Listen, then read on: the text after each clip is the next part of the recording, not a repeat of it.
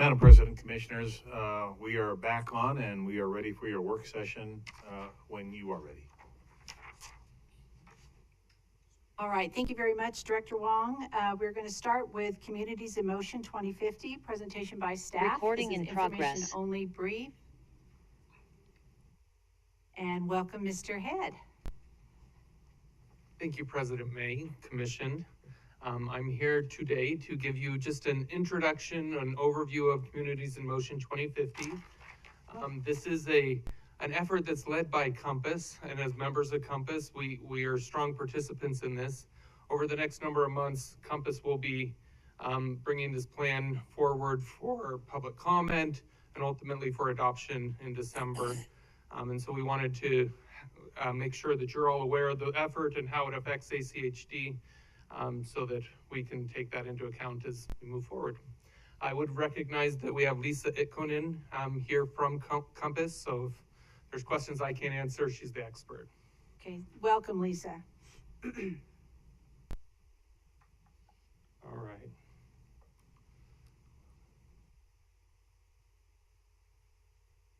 But on the left side, pushed forward, hit the button. All right, here's the overview of the presentation. We'll just get into this. Ultimately, transportation is about people, and it's about moving people. And people start with where they live, where they work, and that's planned out by our land use partners at the cities and county. Their comprehensive plans set that vision of where houses will be located and jobs. Communities in Motion builds off of those comprehensive plans to establish what would that look like as it builds out over the next 20 plus years. The goals and vision of Communities in Motion has an impact on ACHD through a strategic plan, through our policy and project identification plans, and ultimately into our budget and 5-year work plan. Communities in Motion has kind of some main components.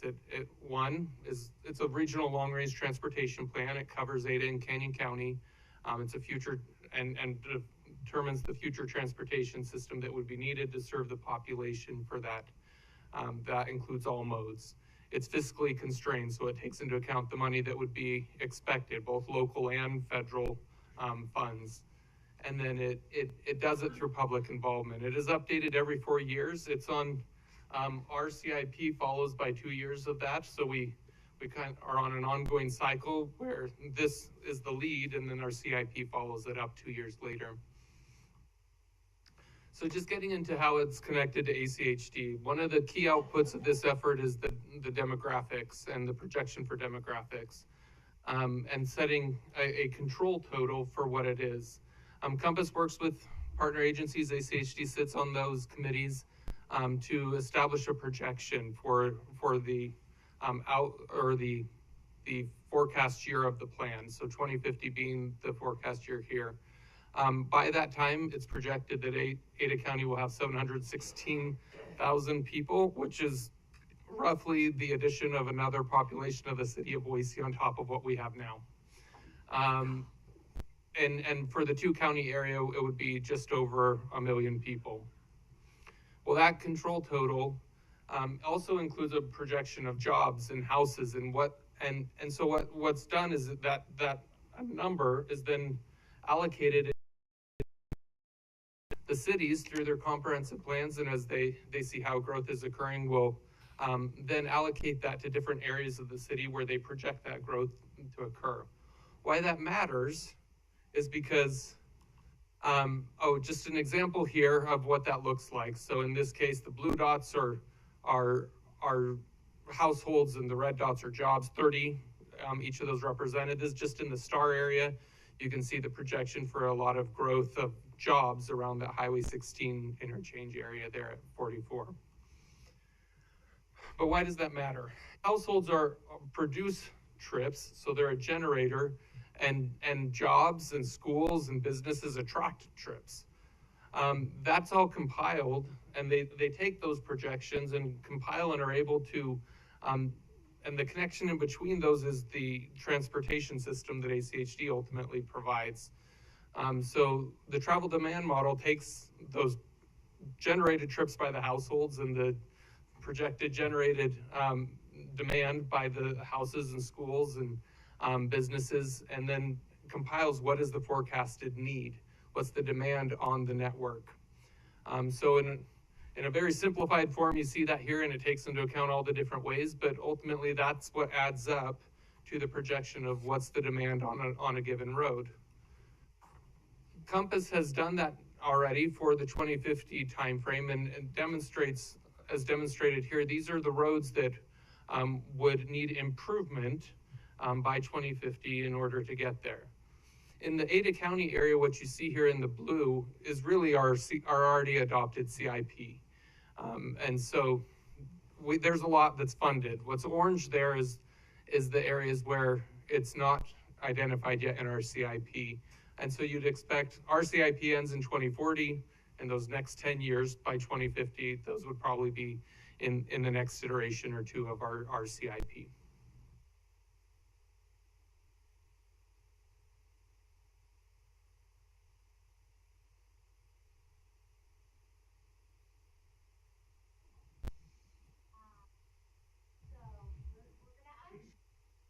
Okay.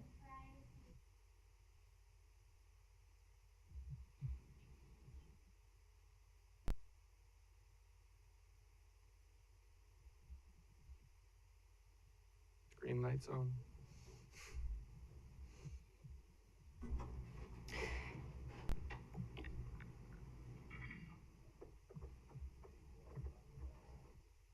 All right, with the auditorium, do we need to maybe get out and rejoin?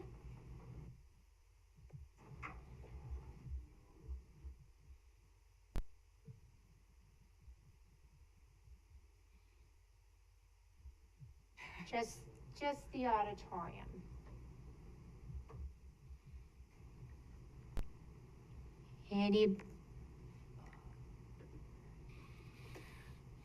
We sit here and wait till somebody on Zoom says they can hear us.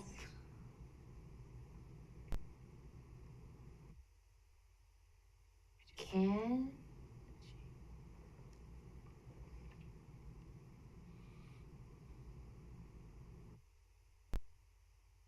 Yes, I can. Good evening. Oh, you would love that one.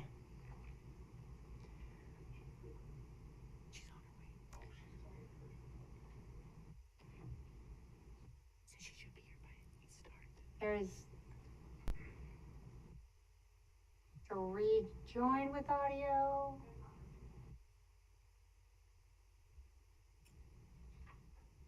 No.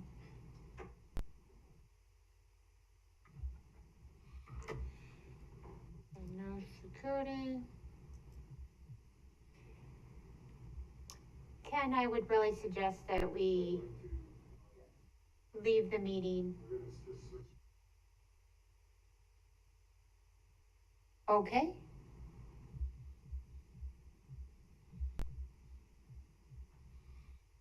If it's not one thing, it's another. She's putting her ear down on the, as you can hear.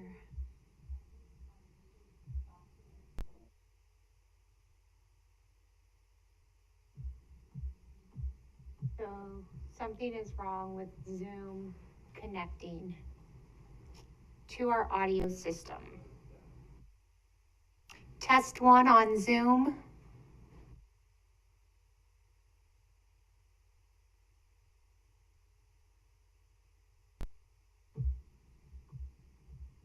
Test on Zoom.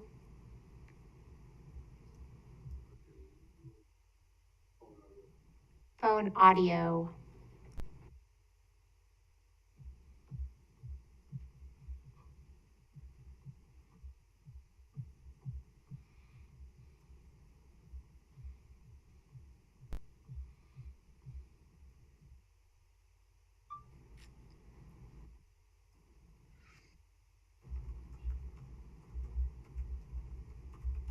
Welcome to Zoom. Enter your meeting ID followed by pound.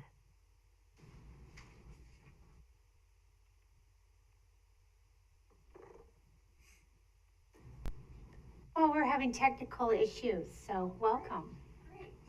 Enter your participant ID followed by pound. Otherwise, just press pound to continue. You are in the meeting now. There are 14 participants in the meeting. This meeting is being recorded. Glorious. Can we get a thumbs up if you can hear us on Zoom? Fantastic.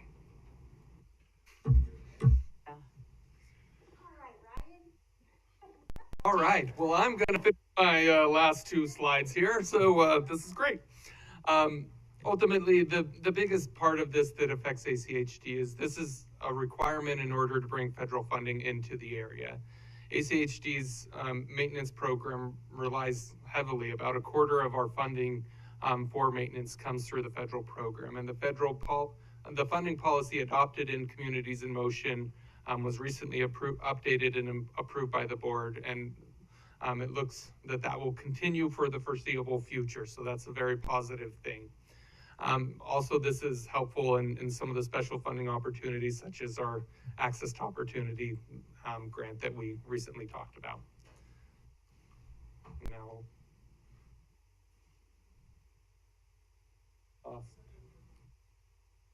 just go next, and it's the last slide. All right, so here you go. The summer, late fall, you'll see public comment on this. Compass Board is set to adopt this in December. After that, we will bring it back to the commission for adoption, since it does have that impact on our plans. With that, I will stand for any questions. Thank you very much, Ryan. Commissioners, any questions for Ryan? And Lisa is here to answer any as well. Welcome again, Lisa. I was looking for you on Zoom when I... All right. All right, no questions. Thank you very much, Ryan. Madam President, Commissioners, again, good afternoon. It's now time for you to start your pre-commission. All right. Welcome again, everyone. We'll go ahead, Commissioners, and start with any general housekeeping items, concerns, questions. All right, seeing none. Any comments, concerns, or corrections to our agenda? Hearing none. Director Wong, Thank you. over to you. Commissioners, good afternoon.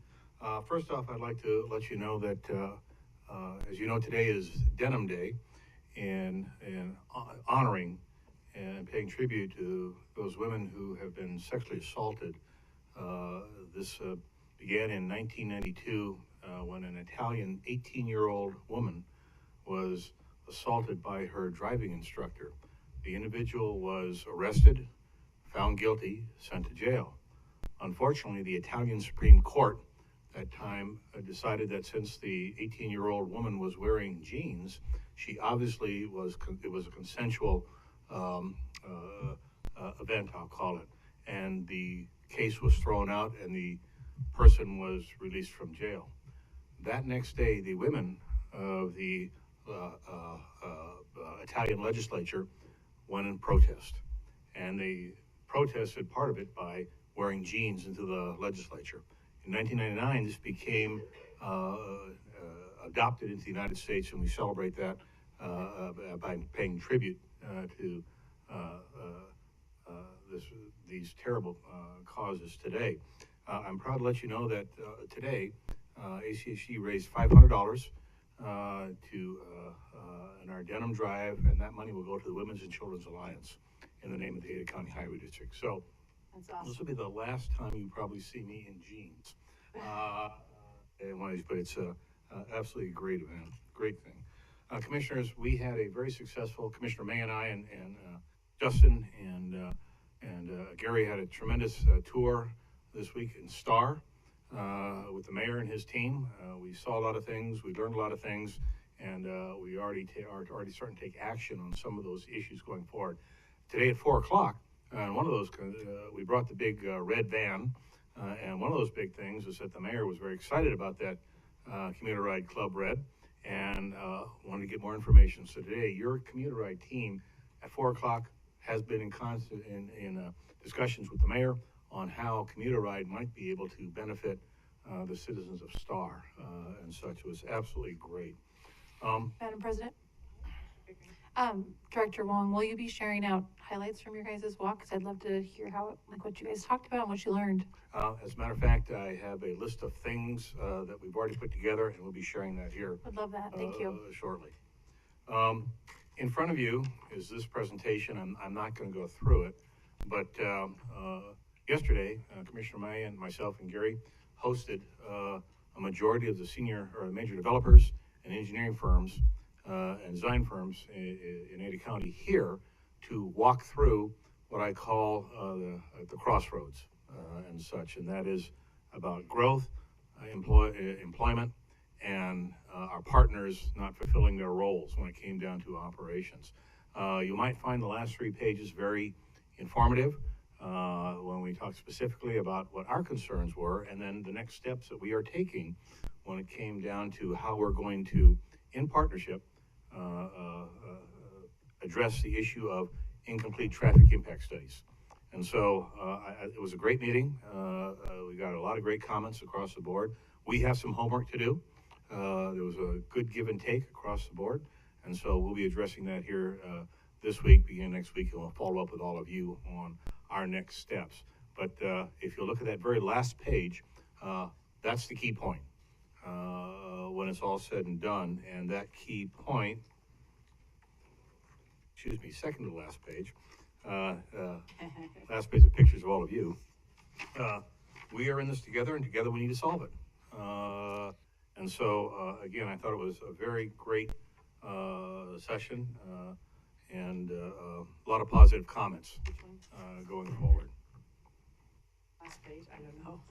Commissioners, if I could, as you know, we have been working with our consultants over at BSU for the survey that back and forth. We've had a good input, and the experts out there have finalized the survey. I've got this for you. This is going to go out shortly. So if I could, Stacy.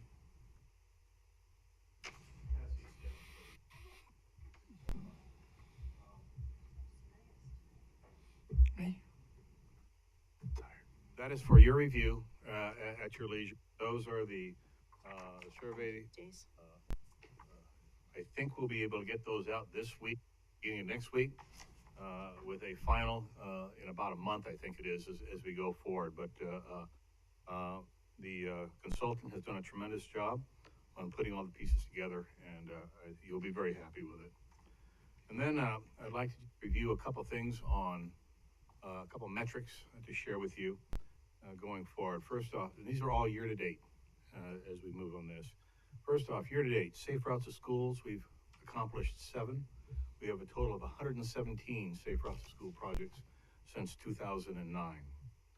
For plans and projects, we are 12.1% above our spending goal for the time. So we're at 15.6 million, at plan 13.9 million. Now you may ask why. Well, I think our plans and projects team are doing a great job. But the same token, as you're all aware, we are challenges with CPI, materials, labor, redesigns, that sort of stuff. So we are slightly above, 12% above the curve at this point in time. And we'll keep you posted on that as we move forward.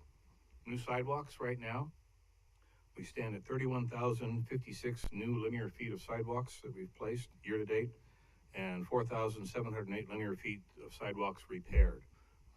That's absolutely tremendous. As great, we have 172 new ped ramps that have been installed across Ada County. As of yesterday, total ADA compliance dollars that have been allocated is $1.6 million going forward. So that's a great effort, at least at a great start. Your pavement condition index remains at 80, which is very high, or very good, excuse me.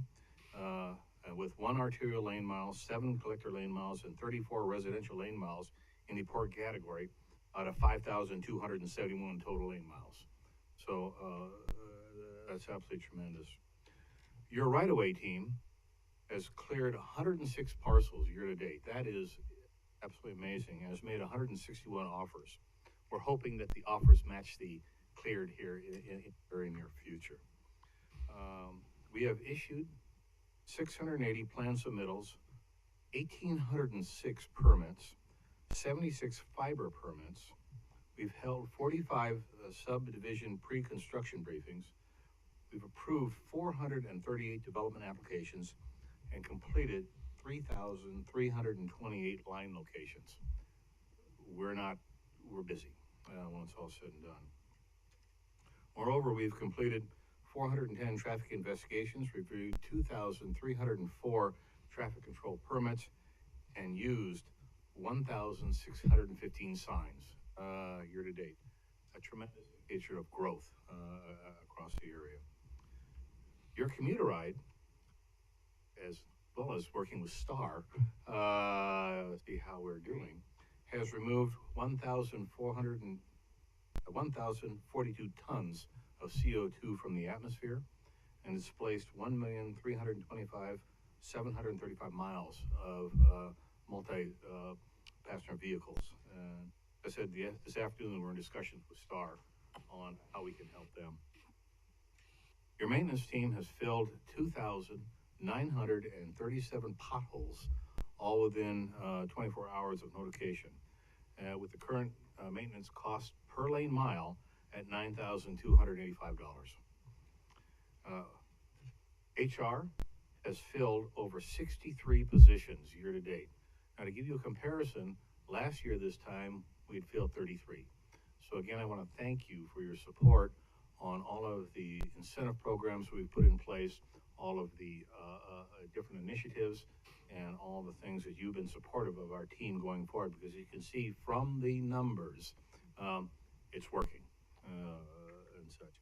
As a matter of fact, we picked up two, and I think I shared this with you last week, two new maintainers during last week's maintenance rodeo. We had our HR team was in the back end of an SUV with a little sign freezing. They were out there doing their thing. And finally, of course, as you know, we look very closely at all of the financial issues that occur across the nation, but here in Idaho, because it affects all of you and all the team and all of our operations immediately. So as I believe I shared with you last week, Mountain State's CPI remains at 10.4%. Rest of the nation is 8.5%. And Idaho wages still rank 44th in the nation. There are 2 vacancies for every 1 person unemployed in Idaho, and which again is makes competition very, very fierce for talent.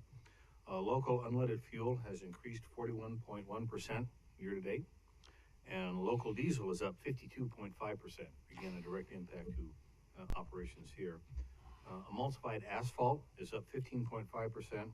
Concrete is up 10.5%, with the, again, concern of a global shortage based on all of the indicators that are going across the country between Russia, China, and all the other places. And construction materials are up 24.5%. Food and beverages, dear to everyone's heart right here, is up 8.7%. And unfortunately, 93% of Ada County's homes were sold for over $400,000 in March. So it is a challenge we need to answer. And again, I want to thank you, all of you, for your support on the ideas, initiatives, benefits that we've been able to put in place, in addition to the ones that we've already established going forward. So in a nutshell, that is my director's report. I'll stand for any questions you might have. All right, thank you very much, Director Wong. Commissioners, any questions or comments? No? All Well, right. Commissioners, Madam President, you have 10 minutes. All right, thank you.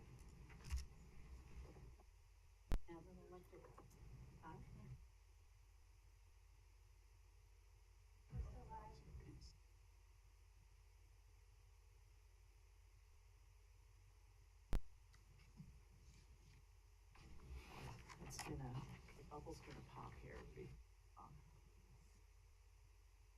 I can have that hybrid. Yeah?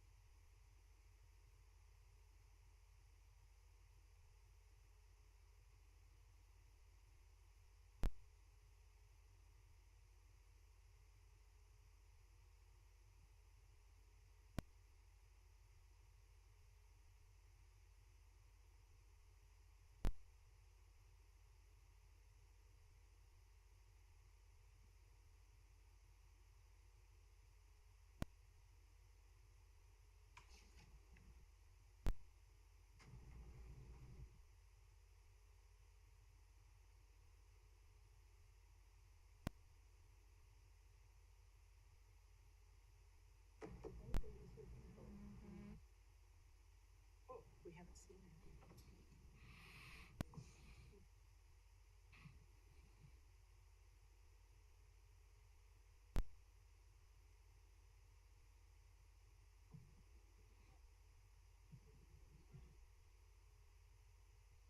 Madam President, Commissioners, good evening. It's now 6 o'clock. All right, welcome everyone. We're glad you're here with us this evening. If you would stand and join us with the pledge.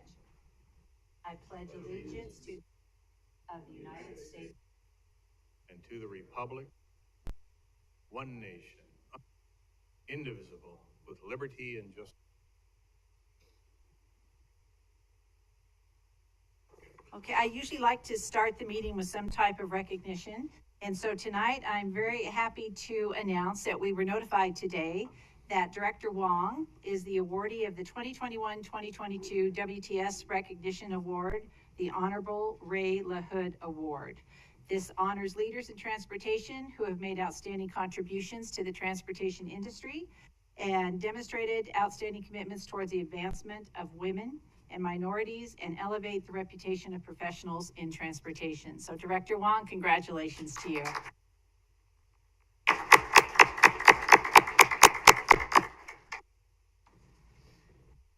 All right, first item on our agenda, adopt the agenda.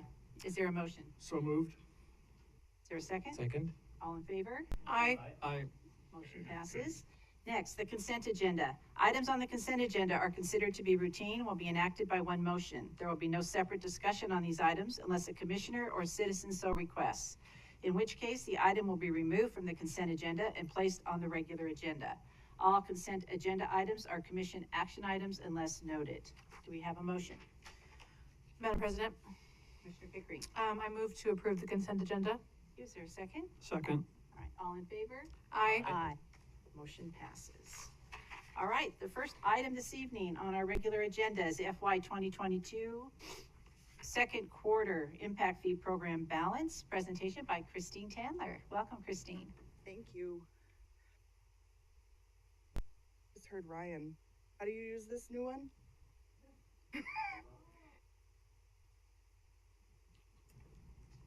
And that turns it on? Oh, okay. And then the arrows. Got it. Good evening, Madam President, Commissioners. Christine Tandler, Budget Manager for the Highway District. I'm here to present the quarter impact fee balance for fiscal year 2022. We began the fiscal year with a program balance of $7.5 million. To date, through March 31st of 2022, we have collected about $12 million. We've spended just over $8 million, most of that being in this, and collected about almost $1,000 in interest, leaving our second $0.6 million. If you'll recall, the end of quarter one was about $6 million. So though we brought in a significant amount of impact fees this quarter, main impact fee project Grove intersection, other finalizing the construction on Maple Grove Victory to Overland, and then we paid our portion for the Chinden and Star Road project as well. Extraordinary impact fee, just about $2.5 million. Most of the collections being in the West Foothills area. Interest on the positive balance is $1.8 thousand for a total impact fee, extraordinary impact fee balance of $2.7. And in accordance with the program balance is $11.6 million. Thank you very much, Christine. Commissioners, any questions or comments for Christine? Madam Job President. well done. Oh, Commissioner McKinney. Yes, I do have a couple questions. Christine, is there any way based on, let's see, how should I phrase this? Last year, at the end of the year, end of the fiscal year, we had like the 8 million or 7.5 million in surplus impact fees. Is there any way that we can make at this point any sort of projection as to where we might stand on that same question at the end of this fiscal year? Yes, I can make that projection. And then as we go through the budgeting process, I can't do that from right here, but I get that information front to you. Okay. But we do have those projects that are currently in the budget. Mhm. So, I'll be able to pull that information together. Maybe I can do it by the end of the year. But then also as we go through the 23 and 24 budgeting process, that is something that, capital projects looks at. Projects, we do go through, and project out both collections and then where we're going to be able to spend those impact fees equitably also. Okay.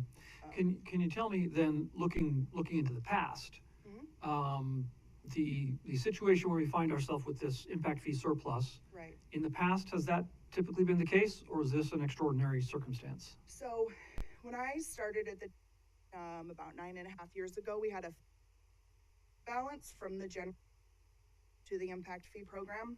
That had to do with a lot of projects that were being built throughout the valley, that we were not collecting impact fees at the rate that we were needing to build those expansion type projects. And it's probably FY20 might have been a positive balance. I think it was just about $1 million to the end of that first fiscal year. Which year? FY20, the end of Okay. FY20. And then it grew 21 and then continues on that path, right? Okay. Some of that has to do with increase in impact fees, obviously the big boom and all of the those receipts. During 2006, probably averaged between, I don't know, I'd say 3 to 8 million in collections a year. That's a rough estimate. And now we're projecting upwards of over 20. Okay. So we are collecting amount more. On the extraordinary, we put those in a separate reservation account. Those are to be used for very specific projects. The West Foothills balance, which is about, will be used in the future for Dry Creek Ranch area, park extension, very specific projects that those extra are for. Okay, good. Well, let me just say in answer to that, or in kind of following on to that, it strikes me, and this is something that I think we as a commission need to really seriously consider, is that the surplus in impact fees is, I believe, primarily the result of moving funds away from impact fee eligible categories and into categories that aren't impact fee eligible. And I think that's something we have to seriously look at as we go toward the budget this year. Because if we have those fees that we're not using and we've got lots of projects that we're not building, let's adjust our priorities to be able to do that. And sometimes it seems that the approach by some members of this commission is to try to change the rules as to how impact fees are used rather than just reallocating our priorities and using what we've got. We could do a whole lot with 11 million added to our other fees. So that's what I would like to promote. Thank you. Okay, thank you very Thank much, you. Commissioner McKinney. Oh, Madam Commissioner President, Hanson. just to clarify, thank you, Christine. This is tremendous, and I think it's appropriate given the folks that we have in the audience today, that they've seen a lot of enormous amount of growth, very close walking distance to their homes in downtown Boise.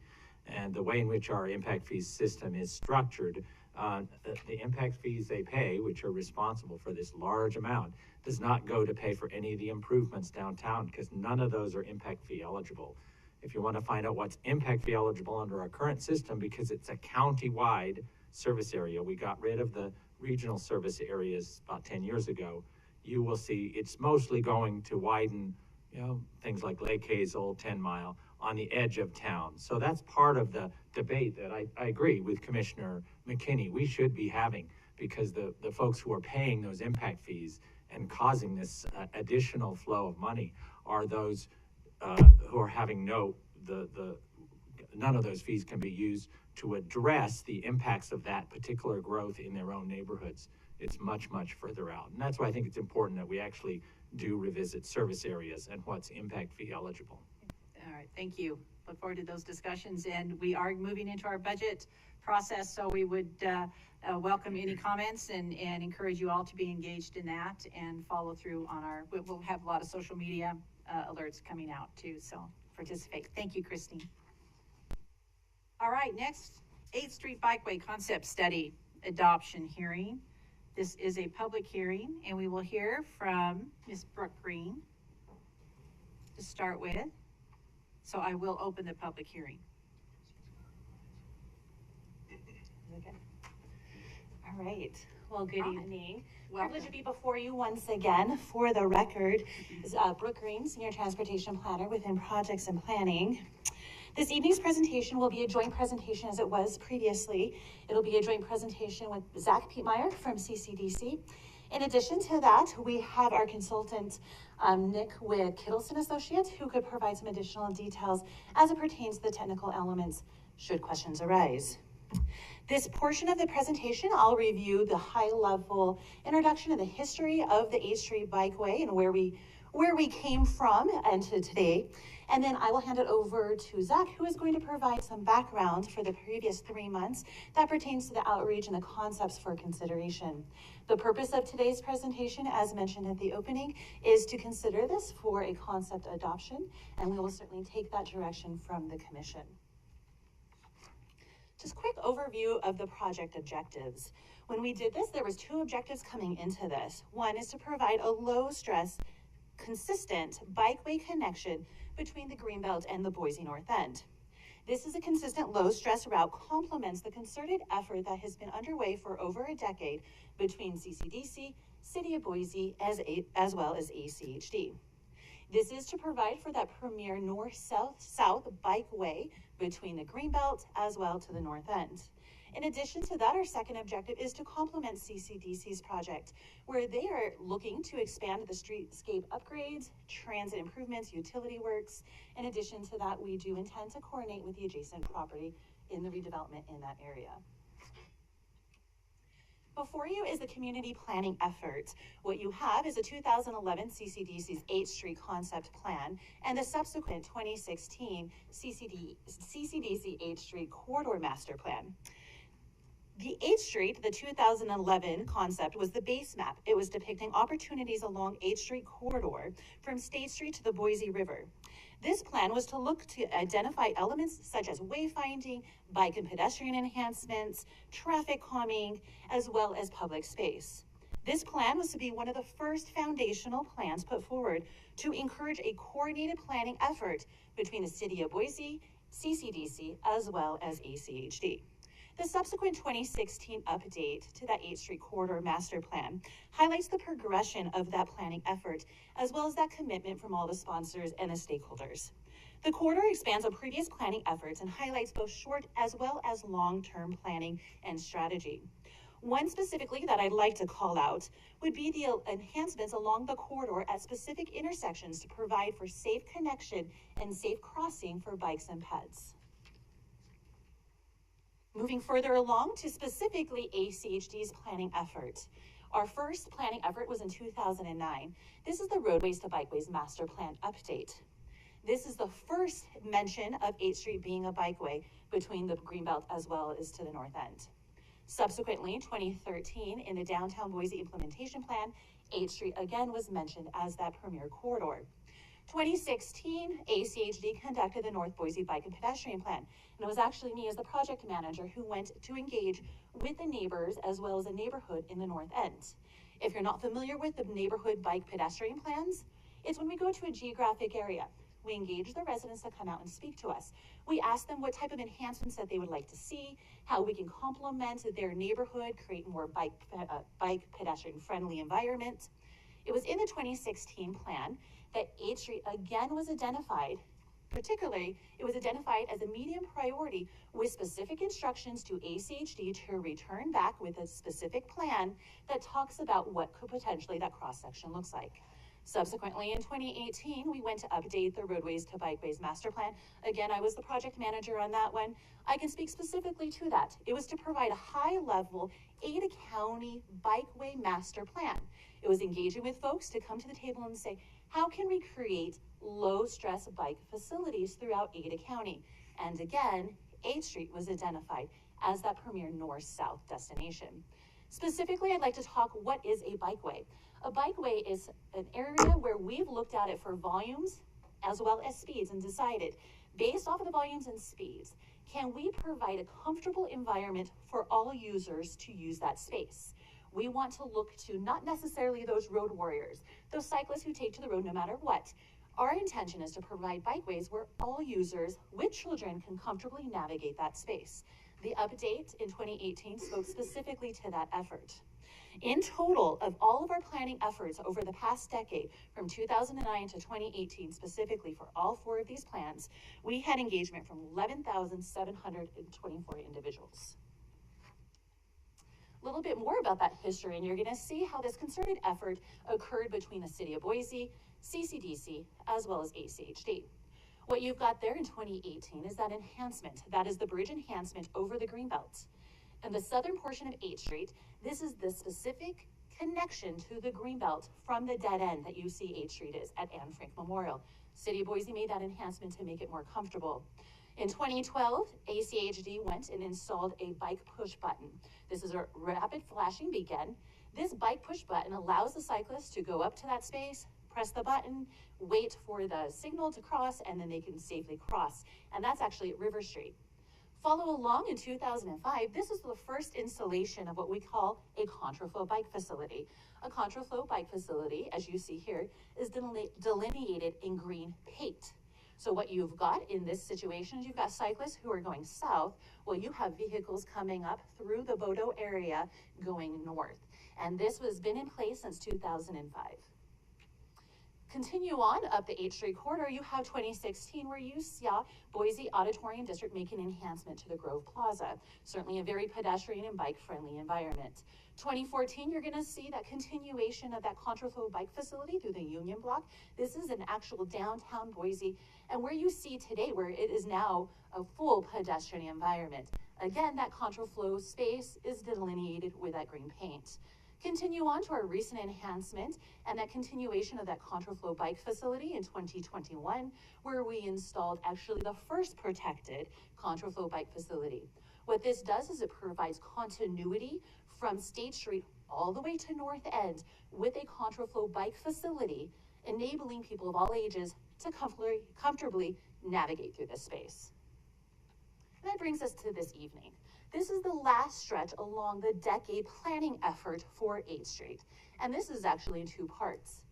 As I mentioned, this is a joint project with CCDC.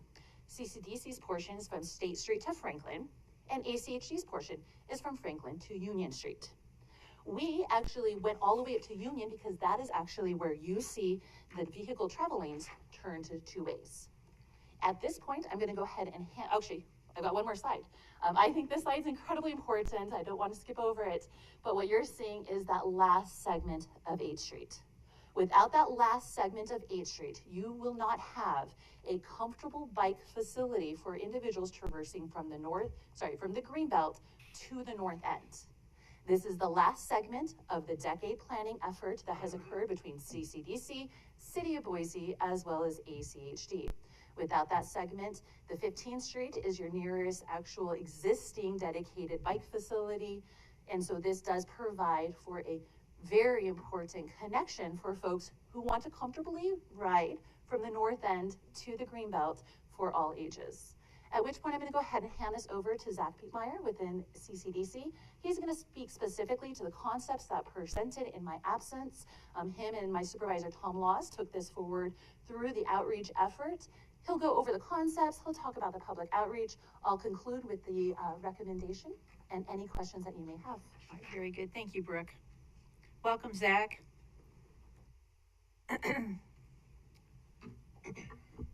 Thank you, Madam President, Commissioners. For the record, Zach Pietmeyer, Project Manager with Capital City Development Corporation. So from a host of different cross-section opportunities, the design team ultimately arrived at 3 cross-sections you see on the screen here to meet the project objectives and hopefully meet some of the initial outreach we had with stakeholders. Concepts A, B, and C are shown here, and they vary in terms of the on-street parking capacity, the landscape impacts, and the northbound bike facility type. It's really important to point out that all 3 alternatives are the same in that they meet the ACHD Livable Streets performance measures for bicycle level of traffic stress. They all propose the removal of 1 of 2 existing vehicle travel lanes in the northbound direction. They all propose a raised and separated southbound bike lane shown on the left side of each image. and none of the alternatives anticipate any additional right-of-way at this stage. Concept A at the top creates the most comfortable of the biking facilities and saves the existing trees because the improvements proposed fit within the existing curb-to-curb width of 8th Street. But it results in the lowest amount of on-street parking. As you can see from the diagram, parking is only allowed on one side of the street, shown here on the right side. The cost anticipated for Concept A is in between the two other alternatives. Concept B has a slightly less comfortable northbound bike facility, but maintains existing parallel parking on both sides and preserves street trees because, like A, all the improvements are anticipated to fit within the existing street width. Concept B does so as the lowest cost alternative. So really the difference here between A and B is that protected bike lane shown in A is brought down to an at-grade on-street standard bike lane in B. So why did we go with an on-street northbound bike lane? Well, emergency services requires a minimum of 20 feet of clearance between opposing rows of parked cars. So in order to protect the existing landscaping and streetscape along the corridor, as well as prevent the need for additional right-of-way, that northbound bike lane is brought down from that protected position behind the cars to the at-grade on-street standard position to better utilize that space between the two rows of parked cars. A couple other considerations with B. Southbound cyclists do have slightly more separation from the northbound vehicle travel lanes because there is parking on both sides. But with this concept, extra care should be taken to make sure that those southbound cyclists are visible to northbound motorists. Because of the on-street northbound bike lane, there are conflicts between cyclists and vehicles not seen with Concept A, including vehicles crossing the bike lane, for example, to access the parking. Cyclists are generally more exposed to cars in the travel lane adjacent to the bike lane, and there's always the risk of northbound cyclists being doored by those folks exiting their cars in that parking lane. Concept C provides a fairly consistent cross-section with the recent improvements that Brooke mentioned south of State Street. There's a similar amount of on-street parking to Concept B, which both of those are near pre-project levels. But all the parking in Concept C is consolidated to the east side, shown on the right-hand side here as back-in angled parking. This concept, unfortunately, has a footprint that is larger than the other two, which is larger than the existing street, so we anticipate there would be some significant landscape and streetscape impacts, and this concept is anticipated to be the most expensive of the three. In all three, cyclists are located in dedicated facilities which are separate from vehicle travel lanes and separate from pedestrian facilities. We note in each case that there are generally landscaping buffers or a furnishing zone with widths that range from 4 to 12 feet separating the bike lane from sidewalks. Bike lane surfacing or the color of the bike lane will be unique from the surrounding sidewalk to help differentiate that space from the pedestrian uses that do happen to interact or are close to the bike lane. In concepts B and C, the northbound cyclists are at grade, as I mentioned, in the roadway and unprotected from adjacent vehicle travel. So vehicles that desire to park on 8th Street will have to cross the bike lane to access that parking. A bicycle level of traffic stress analysis was conducted in accordance with ACHD's Livable Streets performance measures. The results of that are shown here. The existing conditions are shown on the left, with each of the concepts shown on the right half of the screen. Existing conditions are primarily LTS3, which is increasing stress for most and does not meet ACHD's goal of LTS2 or better, with the exception of the intersection of 8th and State. Now looking at the right-hand side, all three concepts, A, B, or C, do bring the corridor up to an LTS1, which is high comfort for all and meets the overall objectives of the project for bikes. This exercise really does highlight how difficult it is to provide a comfortable crossing of a multi-lane corridor such as State Street, but the design team, through our final design effort, will continue to investigate options for improving that crossing to help hopefully both cyclists and pedestrians. A block-by-block parking utilization analysis was conducted in August of 2021, and it's identified here. That looked at how parking does vary throughout the day on weekdays as well as on Sundays. Utilization rates in these graphics are shown in different colored lines. Those that are green represent parking utilizations generally less than 50%. Those that are orange and red represent areas where parking utilizations over 50%. A little bit difficult to read that, so we summarized it in this upper table. The analysis really showed that on-street parking is most heavily utilized on Sundays with mid-morning rates as high as 75%, so 3 out of every 4 parking stalls had a car in them. Generally throughout the week though, parking typically is at 50% utilization or less, meaning that the loss of parking associated with any of these alternatives could be absorbed by the remaining parking on 8th Street as well as the surrounding side streets. The lower table on the slide identifies what the parking impacts of each of the 3 concepts are and the change relative to the total parking on 8th Street as a percentage as well as the overall parking area. And you can see concepts B and C really have fairly minor impact to parking, with concept A resulting in about 1/3 of the parking stalls from 8th Street being removed, or about 12% of the overall parking of the study area that we looked at. Last week, Commissioner McKinney had some questions related to level of service or segment level of service.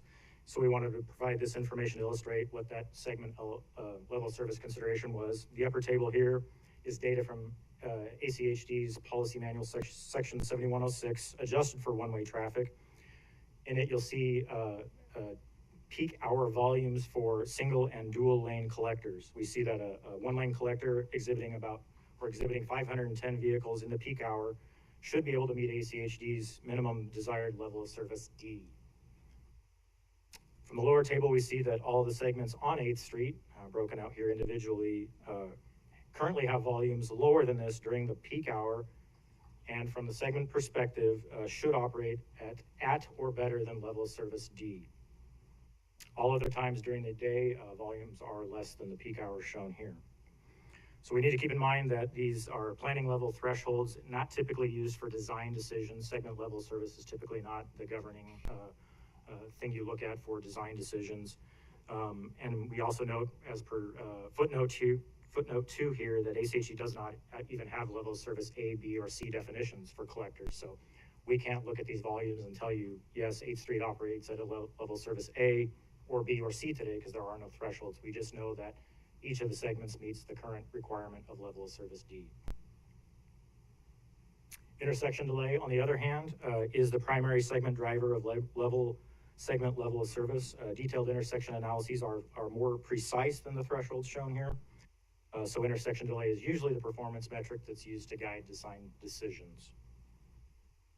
So on that note, this is the intersection analysis we presented to the Commission last week, showing the existing intersection level of service on the left and the proposed level of service with each of the alternatives on the right. Analyses were based on counts conducted in August and October of 2021 and adjusted for COVID by using continuous count data available on Harrison Boulevard. If we focus really on the dots on the screen, so we see some blue, yellow, and orange dots.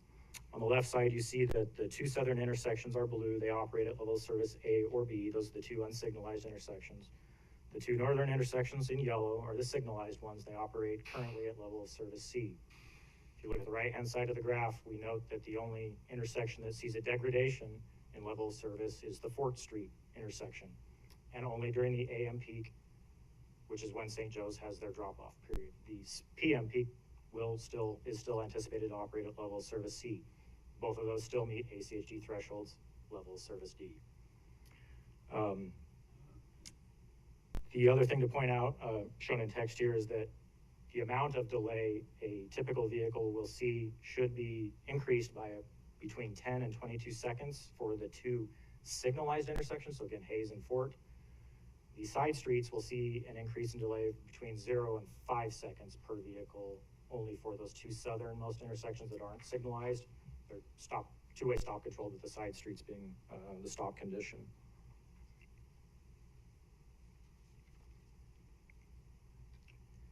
So moving over to public outreach, between January 20th and February 6th, CCDC and ACHD jointly conducted public outreach on both projects from state to union. That outreach included a host of one-on-one meetings with property owners, including targeted outreach with St. John's, St. Michael's, and the co-op. There were 2 virtual open houses on the afternoon of January 27th, and a static online open house webpage was set up so that folks could take a public survey and review this open house information as they had time and respond to the survey over a 2-week period. In total, we received input from on the alternatives from 182 individuals. We also had several touch points with the ACHD Pedestrian Advisory Group and the Bicycle Advisory Committee as listed there. ACHD communication staff did a phenomenal job of getting the word out about this project with a multitude of communication options as listed here, including putting signs out on the corridor, mailing literally thousands of postcards to area residents. Postcard stacks were provided at the co-op and at St. John's to distribute to members. Ads were placed in newspapers, posts were made across various social media platforms, presentations were made at the North End Neighborhood Association, and an email was sent to a broad distribution list of stakeholders. On the left, we see a graphic with a blue line representing the physical extents to where postcards were sent, compared to the corridor itself represented in red. Through that online survey, we asked the public a number of preference questions about what they liked and disliked with each of the alternatives, and specifically which they would prefer to see constructed.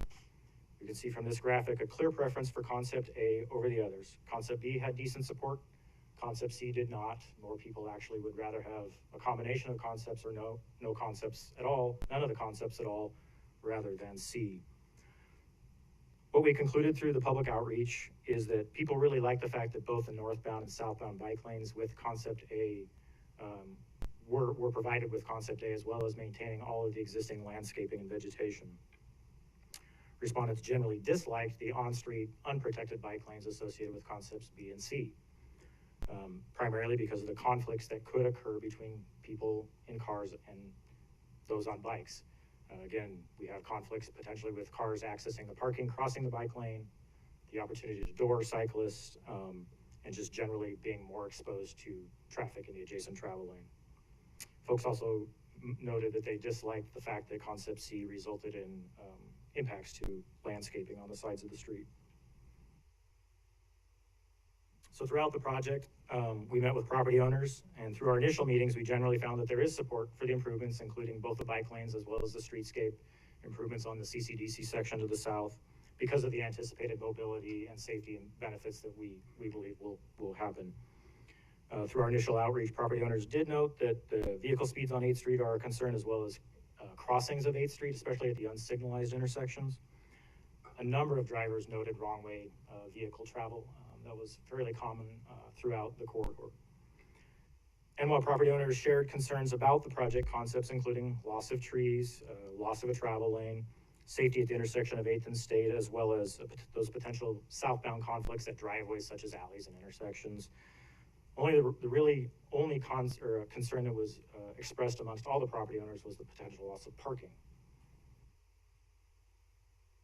Just like the public, we asked each of the property owners to weigh in on which concept they would prefer to see, and you see that on this graphic here. We noted it's mostly a mix of B's and C's, again, primarily because those preserve parking. But what I do want to clarify here is that we did have one property owner that did prefer to see Concept A, and they're on the side that would lose parking. We actually only have two property owners that expressly voiced a preference for Concept B. It's somewhat misleading because they are representing multiple parcels along the corridor, but it's in fact only two property owners. We actually had four property owners with a C preference representing 5 individual parcels. So just wanted to clarify that. The co-op at the north, when we visited with them, they did not express a desire for one over the other because all three alternatives presented to them maintained about the same amount of parking on 8th Street. So with that, I'll let Brooke take the microphone and she'll walk through how all this information was synthesized and what our recommendation is. All right, thank you very much, Zach. Thank you, Zach. Yes, I'd like to just kind of highlight what our preferred alternative is moving forward. As mentioned, it is Concept A. However, before I go into the details, I do want to highlight that there were concerns that were brought up, and just specifically, there was concerns expressed regarding the on-street parking, as Zach has highlighted. In addition to that, the conflicts with the automobiles. Furthermore, there was a very large desire amongst those who participated in the survey and property owners to conserve as much of the tree canopy as they can. It is mature tree canopy that they'd like to keep. Certainly that was in consideration. When we took this project forward and we were examining it from State Street until Fort, Concept A was the leader. When we went to the city of Boise and in further discussions and considerations of what we were hearing, it became became apparent that we needed to ensure continuity throughout the whole corridor. So from Fort until Union, that is where we see that additional Concept A apply. So Concept A being what it is at the request of the city of Boise. We added that portion in there. Again, however, that does highlight 14 additional parking spaces, which potentially, which would be lost on the west side near the Boise Co-op. We met with the Boise Co-op 3 times, as we mentioned, and in those conversations, certainly the last conversation where we took this forward to them, they recognize that the parking loss is certainly significant, although they do also recognize, and what our data shows us, is that there's available parking in the whole parking system. Today I actually was out there taking a look at this space, and I will tell you, on Union Street, there was absolutely no parking being used. It was 100% open. So the co-op did express it. They did highlight that their employees would have to park a little further away and walk in, but they also look to this as it is a great asset to the community. Do want to highlight some additional outreach in which we did. So ACHD, project managers did go to the BAC, and on March 7th, we did receive unanimous support, both on video and in the meeting minutes. That is reflected. We did not have a vocal dissenting vote. City of Boise, on March 15th, we went to them, presented this. We didn't have anybody testify in opposition to it at the City of Boise, and they unanimously supported it on March 15th. Furthermore, I do want to highlight what that net change will be with that continuation of the Bikeway up until Union Street. And you'll see it right there, those 14 additional spots that are next to the co-op. That does bring the net change to -48, or 18% of the study area. And to highlight what that study area really looks like, when we look to the whole system of parking and available space, we're not looking just to 8th Street, because we acknowledge that folks, when they do choose a parking space, they're going to look to either Washington, Franklin, Hayes, Fort, and Union. And so when we talk about that study area, we are taking that into consideration. And at a previous slide, we did highlight what that looks like. So moving forward for ACHD's portion of this, the estimated cost is approximately $1.1 million. That includes design, engineering, construction, and any additional contingencies. And lastly, that brings us forward to the preferred alternative, which is Concept A, as you see in the rendering here. That is that removal of the bike facilities and putting them separate from the vehicle travel lanes, separate from parking. It does highlight and provide an environment for all users in which to feel comfortable with navigating this space, does meet the LTS threshold that ACHD has established, which would bring it to 2 or better. The project schedule as it is today, we completed the public outreach in January, February, March through April. That is the adoption of preferred alternative. It's where we are. The intent for CCDC, they'd like to move forward for phase 1 from spring to fall of 2022. 2023, they'd like to move forward with construction, whereas ACHD would start our design phase, and of course our construction would be there in the future. That concludes the formal portion of the presentation. At this point, I'll stand for any questions or any public comments in which we shall receive. Thank you very much, Brooke. Commissioners, before we get into hearing testimony from the public, are there any questions or comments for Brooke? Commissioner McKinney? Yes, Madam President, I have a few questions for Brooke or Zach, whoever wants to answer them. And first of all, thank you for the additional traffic information. I just want to make sure I have a clear understanding of all of it. If we could go back to slide 13 in your presentation, just want to ask some questions about those numbers. And then I don't know if you have the memo from Kittleson Associates, the one that you sent out, a copy earlier. I'd like to be able to compare some things and make sure I'm understanding what I'm seeing here. First of all, in the table at the top of this slide, the number for a single lane level of service D, the number is 510, and for level of service E, it's 630. Does that mean that level of service D is between 510 and 630, or is level of service E anything above 510? I'm going to hand it off to Nick for any of the additional technical questions Okay. as they did the analysis. So. Okay, that'd be great. Thank you. Madam President, Commissioner McKinney, Nick Foster with Kittleson and Associates, 101 South Capitol Boulevard, Boise. Welcome, Nick. Yeah. Below 510, the threshold's the upper limit. So level of service D is anything below 510. So above 510, we're in level of service E category? Yes. Okay. And so then the peak hour volumes, I see those in the table below. Okay. Do you have handy the memo that Brooke sent out to all of us from Kittleson that Yes. shows all the background information? I'd like to refer to that if I can, because I just have some questions to make sure I understand everything that I'm seeing here. So I don't know if you have that. Can you show it to everyone, or is it you just have it in front of you on paper? Okay. Yep. Sadly, I don't have mine in paper in front of me. And I'm wondering if I think it would be helpful for the audience to see it. Is there any way, Brooke or someone, is there any way we can bring that up on the screen? Because it's a PDF document that's out there that we were looking at. So just while they're trying to get that, so the peak hour volumes on each of these segments are shown ranging from 497 down to, I guess, 353 is the lowest number.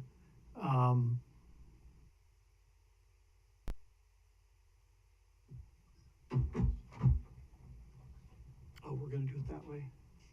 Because I know the PDF document is out there somewhere.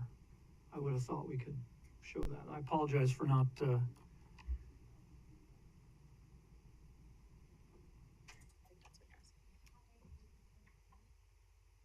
well, while they're putting that together, the part I want to look at are the bar graphs that show the actual traffic counts for these different roadway segments.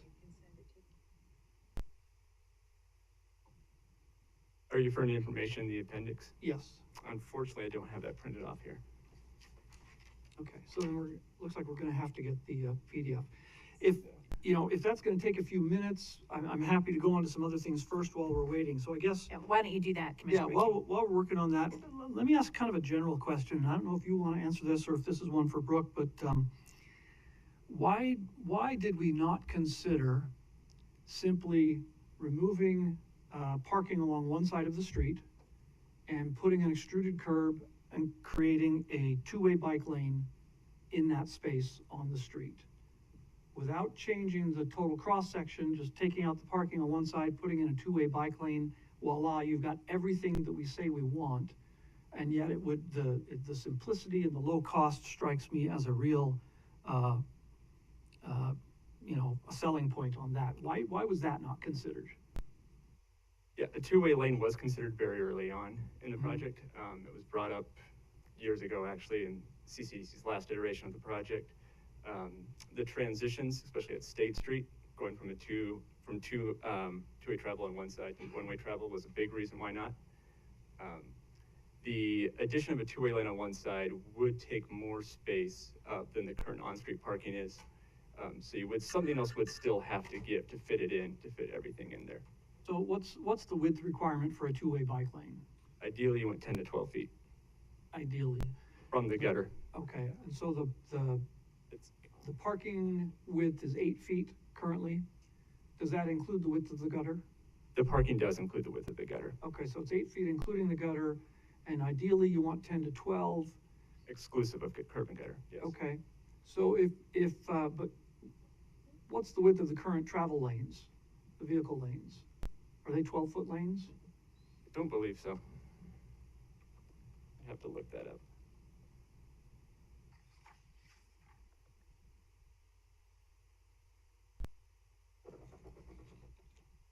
And I mean, the reason I'm asking these questions, and I asked these similar questions last week, truthfully, I'm concerned about taking away travel lanes. And one of my issues that I think we as a commission need to consider, and really the district needs to consider from a policy standpoint, is do we have a set of established criteria for determining when, with a project of this sort, we're willing to get rid of travel lanes? Under what situations will we say, yes, travel lanes can go, and other situations say, no, they need to stay? It looks like, does Justin have an answer to that question? If we do have established criteria, I may not be seeing exactly how they're being applied or that we've specifically talked about them. So help me out on that, Justin. Madam President, Commissioner McKinney, for the record, my name is Justin Lucas. I'm the Deputy Director of Planning and Project Management here at the Highway District. Commissioner McKinney, to answer your question, no, there is not an established by policy criteria or a technical analysis that we have established to make this type of decision. Staff brings these, the data you have in front of you before you. We use our thresholds that are established in our policy manual related to level of service, and then provide this information to the commission to ultimately make the decision related to the removal of a travel lane. There's not some specific way that we do this. It's somewhat unique. You know, we're not bringing a lot of these types of projects forward where we're removing a travel lane. So this is a unique project with unique circumstances, and we do our best to bring you as much information as we possibly can to aid you in making this decision. Okay, well, I understand that, and I guess, and this is kind of, you know, back of the mind for future reference. These kinds of projects, they may not come up all that often, but they do come up, and I wonder if, as a policy matter, we ought to have or consider establishing a set of basic criteria that will be considered each time one of these comes up. So that's something for future consideration, but thank you. I appreciate that. Okay, so let's see.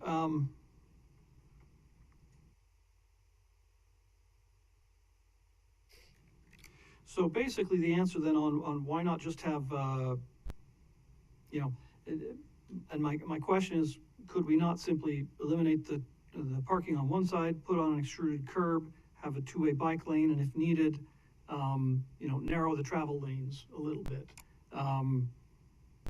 That strikes me as an option that I wonder why we didn't seriously consider it. Okay, because it would be significantly less expensive than the other options that we are considering. So then, back to the traffic numbers. Looks like we're getting close to having that document open. Yeah, that looks like the one. Whichever one is the more recent. I think the traffic numbers in both of them are the same. Right, here we are. Okay, so let's scroll down to the appendix where the traffic count bar.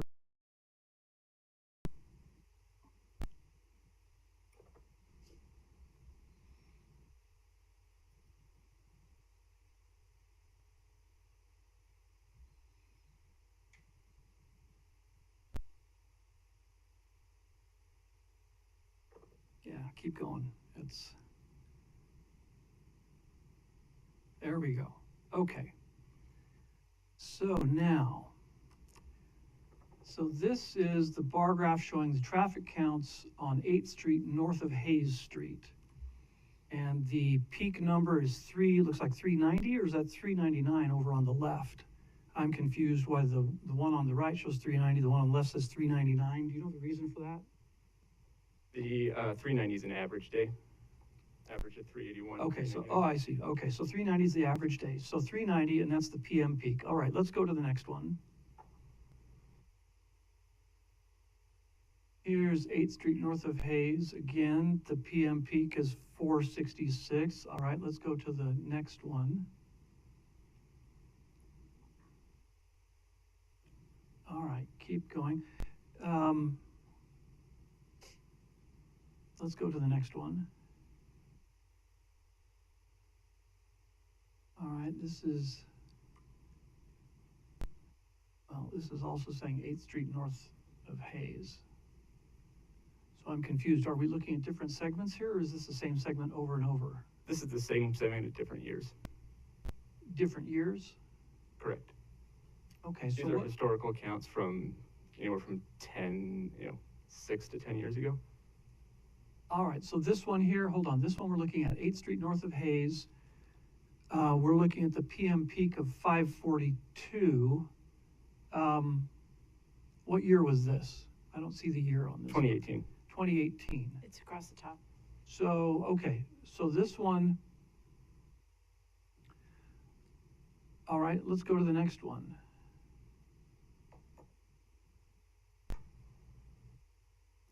Okay, so this is then looking at the numbers. What is it? Is it looking at all of these over these years, right? Yeah, this is the average daily count from. So it's showing an upward trend, and that 2018 number was 562, right? Yes.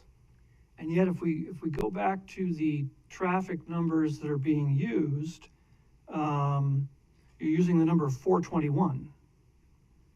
So that's kind of confusing to me. We've got an upward trend. We've got a high number 3 years at 18, that's 4 years ago. But we're using a much lower number now. Can you explain to me why that is? We are using the most recent data. The counts from 2021 are what you were seeing in the presentation. Okay. These other counts are. So we have a one historical date. upward trend, and yet now we're using a lower number. That seems odd to me. Let's go on to the next street segment.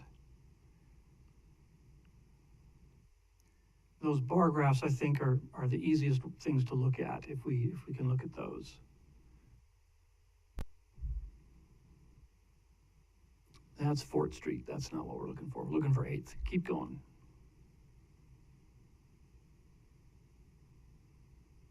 Hayes West of 8th again. Keep going. All right, here we go. This is 8th Street, north of Hayes. Wait a second. That's saying we're back where we were before. I'm confused. Let's keep going down then. We must have, somehow we got. That's the end of it. An errant page here. This is the same 2010 volume that was shown at the very beginning. I see. Okay. So we only have the traffic volume in that one location, north of Hayes Street. Historically, yes. Okay. So then my question is, see, if we look at that 2018 data, do we have some sort of reason why the 2021 data is so much lower than the 2018 data and bucks the trend that was going for several years prior to that? Furthermore, the 2018 number by itself falls into level of service E and doesn't meet that level of service D threshold. So that's why I'm a little bit concerned here. Yeah, sure. I'm happy to talk about that a little bit more. So these counts, as you see, there's an upward trend with some ups and downs. It's not consistent in the 8th Street data. The 4th Street data is a downward trend, which is taken from near 8th Street, and the Hayes Street data also has a downward trend historically. So these are all taken from 1, maybe 2 days in a year. They're snapshots.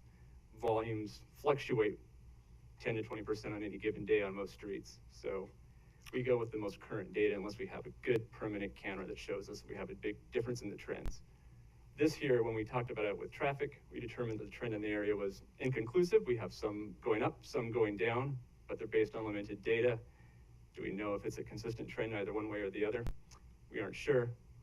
We don't expect a whole lot of changes in the north end, not a lot of growth in that area, relatively well-developed area. So we use the most recent count data we have.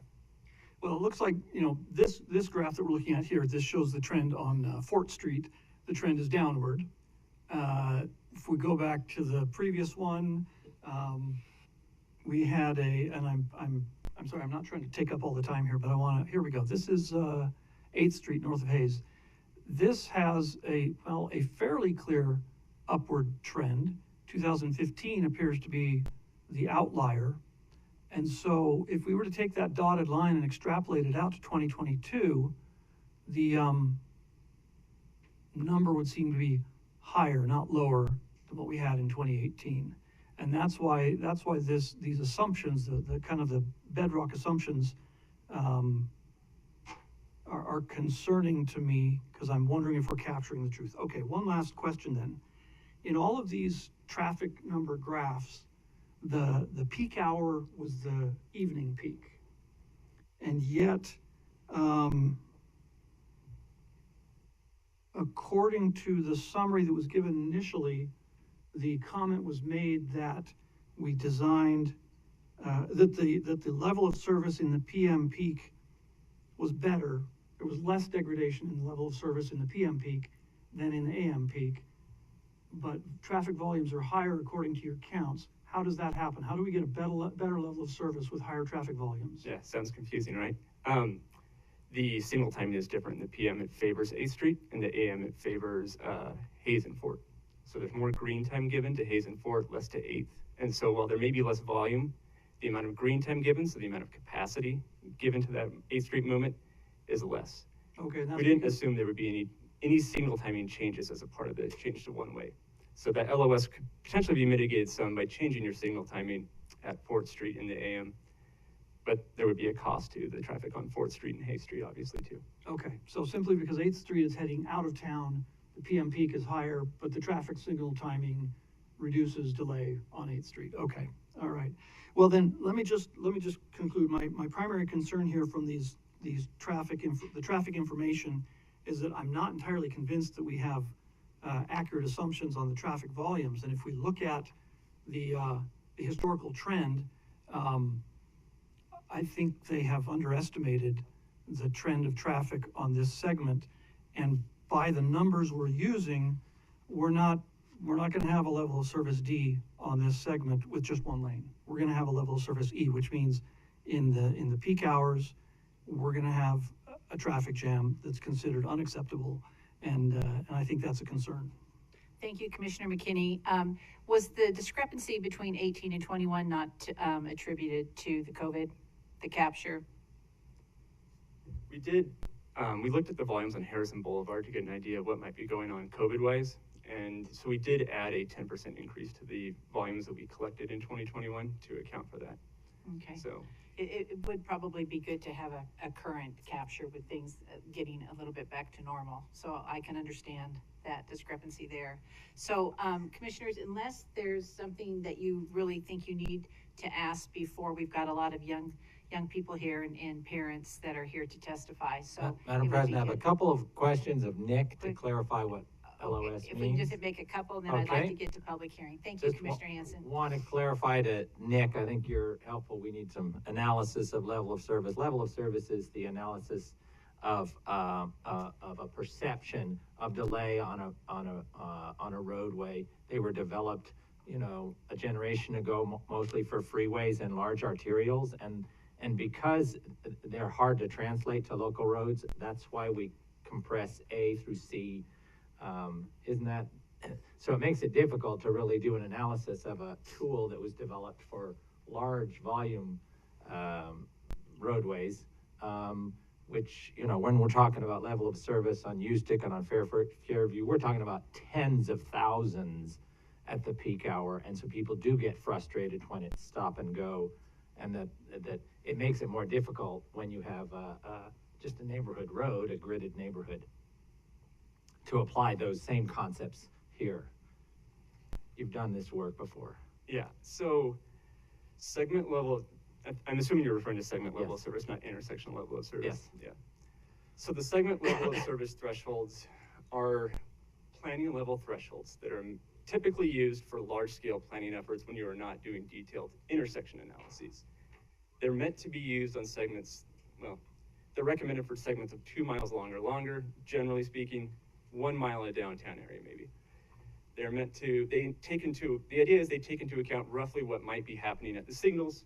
So you use them on a large scale planning level of service analysis to say, where might our trouble spots be that we want to take a more detailed look at the intersections? Because the intersections drive, generally speaking, the level of service, unless you have a lot of major driveways or other uses in between, which should not necessarily be the case here on 8th Street, where most movements are at the intersections. So when we get to the design level here, we typically look only at the intersection level of service, focusing on that, since that gives us that more precise analysis instead of this large scale planning level of service for the segment that, again, is based on a number of assumptions. We can replace those assumptions with the actual turning movements at the intersections. Thank you. And just to put it in real life terms, when you're moving from level of service A to B, B to C, C to D, let's say from C to D, we're talking about, in this section, seconds that one might experience, not minutes, seconds, and so few seconds that people wouldn't notice it to the point that they would find that unacceptable. And that's why A through D is lumped together as acceptables, because those seconds would be so unnoticeable that people wouldn't say, oh, this is congested, like they might feel sitting out on Ustick over in Cole or some other segment. I can't speak to the specific reason that A, B, and C are not included here. I know that they are not included in the source material. SHDUs, at least A and B aren't. C is, I believe. And again, because of the way they're used to identify potential areas of congestion, they're not typically used to identify the full gradient of the experience. Right. So, but we're talking seconds, right? Correct. And I have one more question about bike lanes, and this one, or actually since you did the work, if a bike lane is perceived as not safe for somebody who's not comfortable, not one of those, they will then choose to ride on the sidewalk. So the challenge of having both a painted bike lane that feels unsafe and the sidewalk next to it is that then cyclists can be expected in both locations if it's perceived. Is that correct? And that's why making one location safe is preferable to sort of making one unsafe, and then understanding that people are going to have to cycle on the sidewalks if they don't feel comfortable. That is certainly one concern. Yeah. Thank you. All right, thank you very much. Okay, Commissioner Goldthorpe. It's for Brooke. Brooke, since we visited with you about this last week, there's been a number of emails. A few of them have come from the churches and people attending there or leadership there that have given some concerns over different aspects of this plan. What, if anything, has happened in reaching out to them since then? And did we get any of these concerns earlier during this prolonged period that we've had this being considered? Thank you, Commissioner and Madam President, Commissioner Goldthorpe. Yes, to speak specifically to the outreach, and I'm not going to spend the time to try to navigate back to the PowerPoint. No, don't do that. But we had 182 folks who participated and provided feedback. Of the 182, 32 actually specified that they do either have a child who goes to a school, and we're making an assumption in St. Joe's at this point. 32 of them actually use this route to take their kids to school.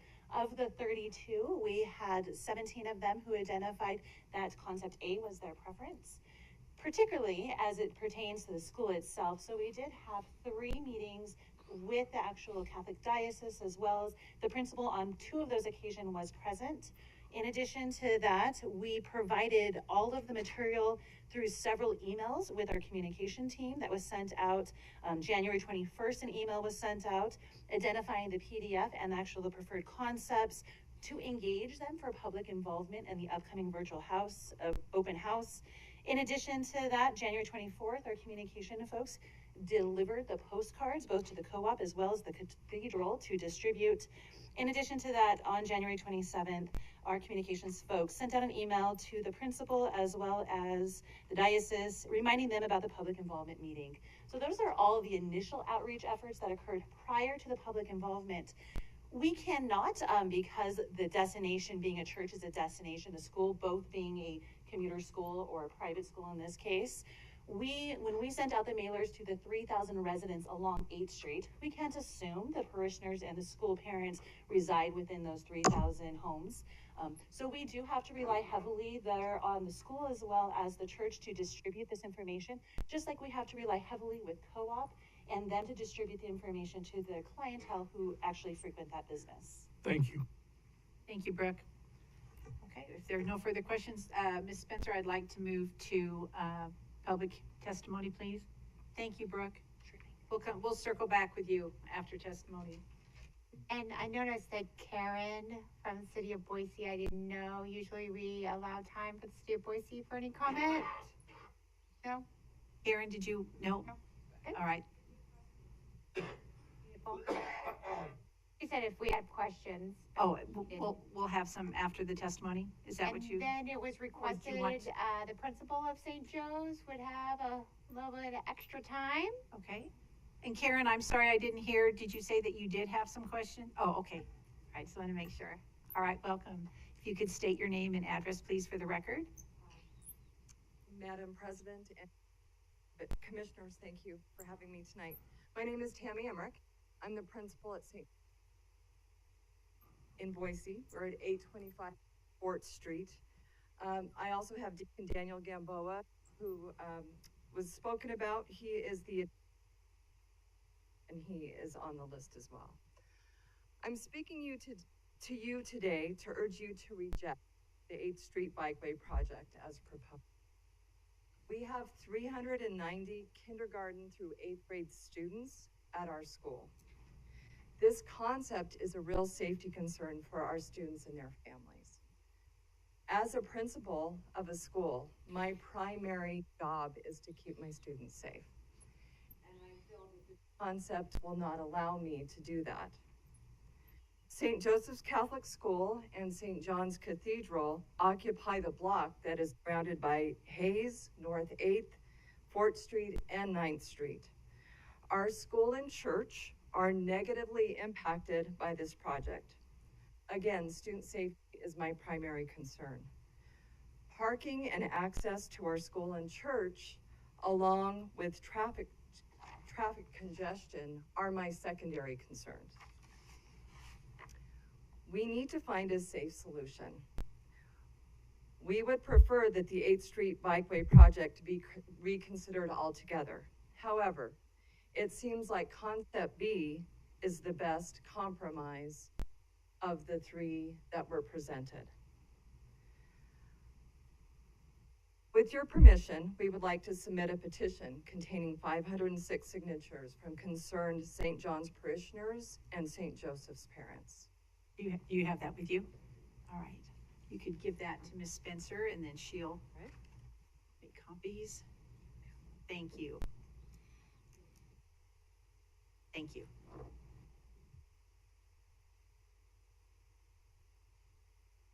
As you can see, I have parents and a couple of my students. Yes, you who are in do. the audience. Thank you, and they're going to speak on this behalf as well. Below, we will outline our reasons for rejecting the proposal as written. Student safety, again, is my primary concern. This proposal, Concept A, would eliminate the pickup and drop-off lane for our school on the west side of 8th Street. It is my understanding, I've been the principal at St. Joe's for 3 years. The drop-off on 9th Street. The principal at that time was approached and said, "We're backing up traffic way too much. Can you move that? Is there another alternative?" So the alternative then was to move our drop-off lane onto 8th Street in front of the cathedral and in front of the school. So we did that. We utilized that parking lane in the morning for drop-off. We don't allow people to park there until after 8:15. So we can safely get our kids through the parking lane and safely onto the sidewalk. Students would no longer be able to safely get out of their vehicle onto the sidewalk and onto our campus. Parents would have to park and bring students across 8th Street and surrounding streets.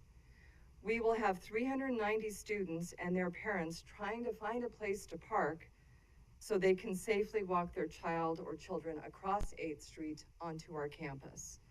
That amounts to about 240 families who would have to find parking in the north end vicinity to bring their students across to our school.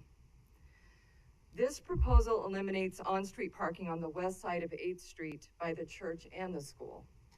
Our school staff, cathedral parishioners, and Boise High students park along 8th Street, both on the east and west hand sides, every day of the week. Obviously, church is on the weekend, Saturday evening and into Sunday, and our school is in session Monday through Friday, as is Boise High.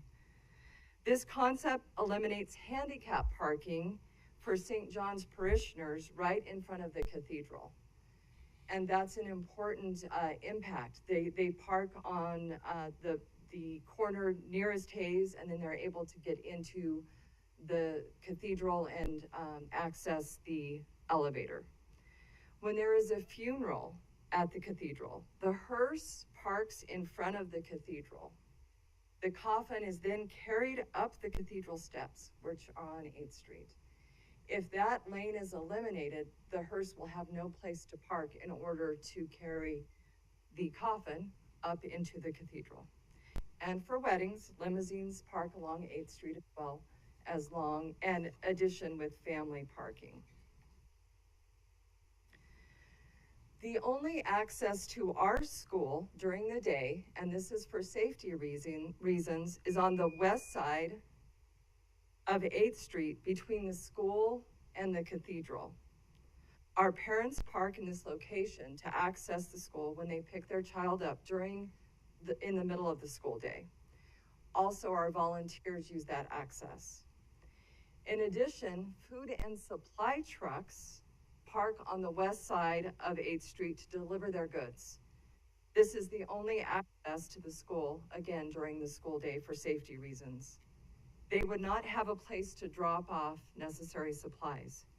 We have 5 to 8 delivery trucks parking in front of the school cathedral weekly. Traffic congestion during the hours of 7:15 to 8:15 and 2:30 to 3:30 will be significant. With 2 lanes, we experience traffic backup, especially in the morning. This becomes a safety issue as people then take unnecessary driving risks. I don't want to interrupt you, but we gave you a little bit extra time since you're representing a larger group now, and you submitted the petition with over 500 people. So if do you have a lot more to? I have about another minute. Okay, super. Go right ahead then. Thank you.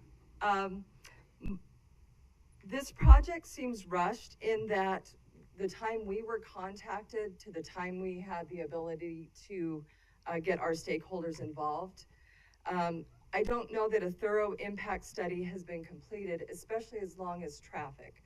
When I hear that only 2 days were used to monitor traffic flow in that area, August was mentioned. We are not at school in August. And so there is a lot of traffic flow during that time. And then a thorough analysis and understanding of our drop-off lane in the morning and our pickup in the afternoon is really necessary to understand that traffic flow around our school and, again, the safety of our students. Student safety must be considered and is foremost in my concern and the concern of my parents. Thank you, commissioners, for your time and consideration. We very much appreciate your time as well. Thank you very much. Can we ask questions? A couple of questions would be fine. Okay. We just have a lot of people to testify. I know, Okay. we've been through Thank you, Kim. this Yeah. before. Is it possible to assign delivery times to your trucks that bring items into the school? I don't know. I can look into that. They're dropping off to multiple locations. We're not the only one. Sure, and if it's like Cisco and things like this, they do have times that they go to different places downtown for the same reasons that you're giving here. Now, are there any other entrances at St. John's that are wide enough to accommodate a casket for a funeral?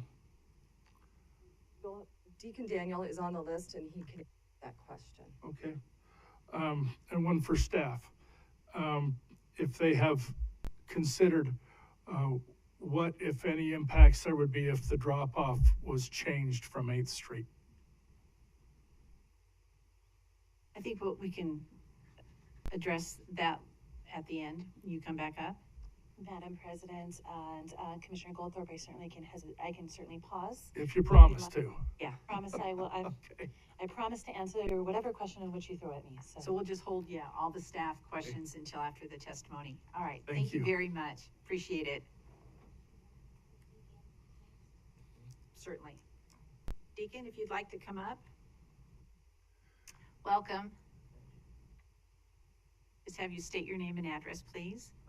Deacon Daniel Gamboa, 807 North A Street. I represent the cathedral, and I want to thank Tammy for eloquently representing the cathedral as well as St. Joe's, and thank you for the time to speak this evening. Okay. One thing we usually do 3 minutes. Is that going to be hopefully I like okay. to talk a little All right. bit. St. John's does have this property from Franklin all the way to 4th Street, so our office is on Franklin and 8th. Our Riffle Center is on 8th and Hayes, and then the cathedral. The most important thing I wanted to clarify tonight is we did meet with Brooke and her team where we presented our concerns, and I don't think they understood our concerns. We have, the St. John's Cathedral's been there for over 100 years. We've had funerals at that cathedral for over 100 years. The only handicap parking that we have for the cathedral is in front of the cathedral. That has been the handicap parking for decades. The only entrance for handicapped parishioners is on the corner of 8th and Hayes. They go directly up a little ramp to the elevator door, enter the elevator, and that's how they get up. If we lose that parking spot, they'll have no way to get into the cathedral safely. As far as the funeral caskets, to answer your question, Commissioner Goldthorpe, there is a door on the Hayes Street side that a casket could get into, but that is permit parking only. And that's all taken up by the Boise High School kids. So we can't close that street. We put our funeral signs, the A Street in front of the cathedral is non-permit parking. So it's Boise, it's owned by Boise High School? No, but you have to have a permit to park there because we get tickets all the time when we park there. That's the students at Boise High utilize Hayes Street, 8th Street from Franklin to Hayes, 4th Street, both sides of Hayes, 4th Street and all up and towards Boise High. That's all permit parking. So that we could not close that off for a funeral.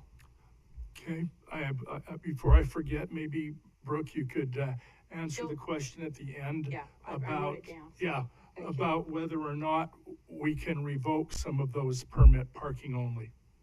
And the process involved with that, yeah. Okay, but again, the most important thing is the safety of our handicapped parishioners. We have parishioners who are 90 to 100 years old that park right directly in front of the cathedral. And that's exactly how they get in. They walk right to that handicap door. And then echoing Mrs. Emmerich is the safety of our kids. That's the only drop off we have for our students to safely.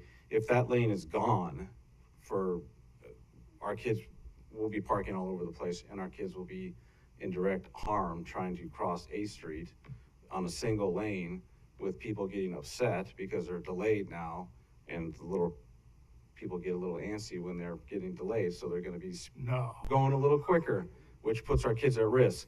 So again, I don't know that a bike lane is worth taking the handicap parking from parishioners. Concept B would be more desirable than concept A because we still have that lane of parking for our parishioners and the children's safety. So thank you. All right, thank you very much. Appreciate it. Madam President, Commissioner I do have one question for the deacon, if you can come back really quick. How many spots are you referring to are the handicap spots? So in front of Along the that side. cathedral, we can get safely probably 8.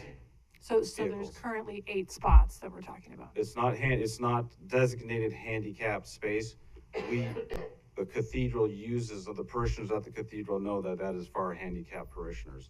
So every Sunday, our ushers are out there making sure that only handicapped parishioners park in front of the cathedral because that's the only way they can get in the cathedral. And, okay. Safely. Thank you. I have some more questions for staff when that time is up. So we'll add it to our list. Thank you very much. Ms. Spencer? All right, we have Mr. Marcus Batson. Oh, sorry, public comment. Anna Brown. Anna? Is it Anna? Oh, welcome, Anna.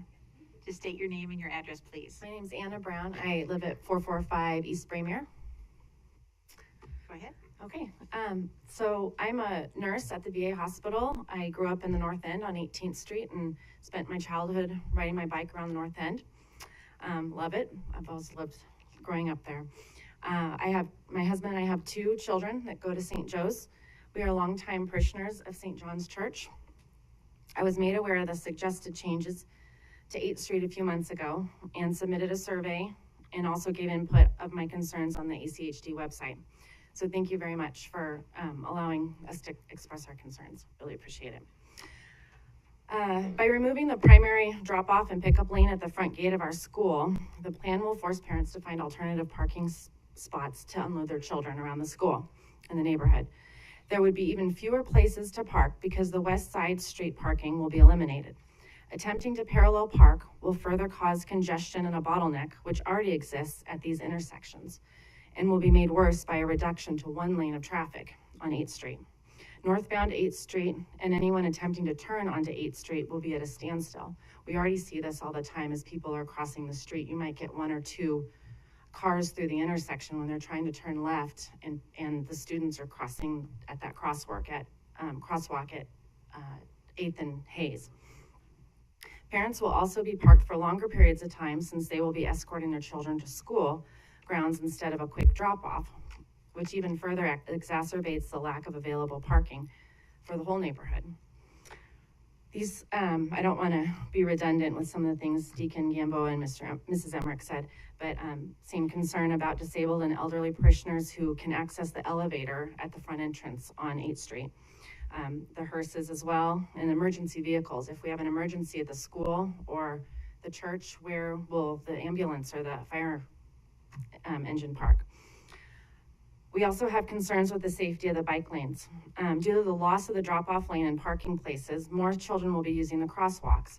Pedestrians using crosswalks will be encountering southbound bikes riding the opposite direction of the rest of the traffic on 8th Street. All the other traffic is northbound except for the bike lane closest to the school and church. This is a confusing pattern, particularly for children. So how do we ensure that the bikers will yield to pedestrians and the traffic lights? And how will the southbound traffic, bike traffic, be controlled at the intersections of 8th, at 4th, and Hayes? Because it's actually almost like a blind corner if they're coming southbound, the bikers southbound on 8th Street and right at the corner of the co-op on 4th Street. They're going the opposite direction of the traffic light there. On the other side of the street, the northbound bike lane is on the right side of the parked cars on the 8th Street. As families drop off their children, they will need to exit their children on the right side of their car as bikes come from behind them, which is counterintuitive to what we're used to. Can I just finish real quick? I'll summarize. So I feel like this is an opportunity for collisions with bikes hitting the car doors as kids throw their doors open. Also concerned about the driveway between Jackson's and the church parking lot, in which doubles as a school playground. As people come out, they won't be able to see in their car if oncoming traffic will, if they're coming, because you'll have to pull out further to see past the parked cars that's further out into the roadway. So I think those are my main concerns, and I just urge you to consider a compromise that's safer for all people who use that area. Thank you very Anna. much. We appreciate it. All right, Ms. Spencer. Next, we have Susanna Kamen. Welcome, Susanna. I'm Susanna, or good afternoon, or good evening, I guess. I'm Susanna Kamen. I live in 3486 East Dartmoor Court, Meridian, Idaho. Kind of the same points I did, but we live in Meridian. So I have 3 kids that go to St. Joe's. So I don't have the option to use any of the biking lanes as if we lived in the North End. I work down at the VA also.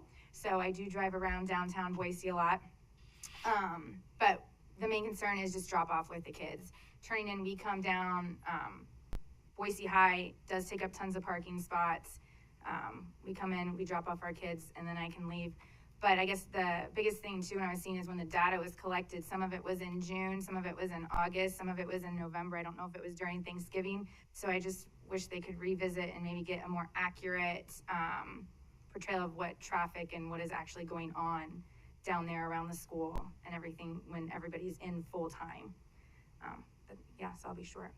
I'm in favor, I guess, of re-looking at everything, but option B would be better, even option C, with being able to keep that parking lane for drop off.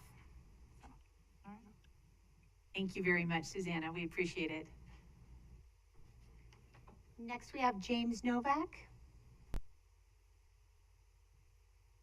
Welcome, James. You just state your name and address, please. James Novak, 210 Costin Street in Boise. Good evening, Madam President, Commissioners. I am a parent to 2 children at St. Joe's. I'm also the incoming St. Joseph's Parents Association President for next year, but I speak tonight as a parent and in the interest of my 2 children and all the children, faculty, and staff, and even the rest of the parents who attend. I also happen to be a parent who's an avid bike rider who rides the streets of Boise with my 2 children and my wife. So I appreciate these types of upgrades and projects. I think they're beneficial to the city, but they have to be done right in consideration of all stakeholders. St. Joe's has been an invaluable institution in the city of Boise and the North End neighborhood for over 120 years, as I'm sure you all know. So while I don't live in the neighborhood, I and other St. Joseph's parents are stakeholders who should have an equal voice in this process, so I thank you for the opportunity to comment tonight. The planned modifications to 8th Street will have a strong negative impact on the school, the city, and even bike riders like me. On a school day, I would estimate well over 500 people are making their way to or from St. Joe's twice a day, and 8th Street is the primary and, as you heard, really the only feasible option for drop-off and pickup at these times. Adding the bike lane as envisioned in Concept A will eliminate that drop-off lane as well as the parking, as has been mentioned in detail by previous speakers. And as it exists today, it's already a difficult situation to navigate that street during during the busy times. Concept A modifications will place our children at great risk, as the changes will heavily congest traffic. As a bicyclist, I wouldn't really want to ride down this street either. You know, one traffic lane, trying to cross 8th Street while you're on Fort with all those cars trying to turn on 8th from Hayes would be very difficult and not very fun. So I would greatly prefer that these kinds of modifications be reconsidered, maybe be made a couple blocks away or some other option, as Commissioner McKinney was suggesting one earlier. In light of all this information, I urge the Commission to reject the proposed modifications and not make any changes to 8th Street. However, if you must choose one of the concepts presented, I would advocate for Concept B. As others have mentioned, it seems to be the best balance for all users of the street. With that said, really appreciate your time and consideration. Thank you, James. We appreciate your time. Madam President, I have a question. Commissioner Pickering. Thank you, James. I've heard this a lot, and I just want to ask this question. I don't know if you're the right person to answer it or not, but I'll give it a go. Is there a reason logistically why Hayes can't be a suitable option for drop-off? I'm probably not the right person to answer that question. Okay. Well, if anybody else has that. There's a lot of traffic on Hayes in the morning and the afternoons, and a lot of cars parked on both sides of the street. I've got it pulled up on my surface here from a satellite view, and so anybody that else testifies or the principal might, that would be great. But thank you for testifying. I have a Thank you, James. quick question of James. Yes. So I don't want to miss this opportunity. I love public involvement.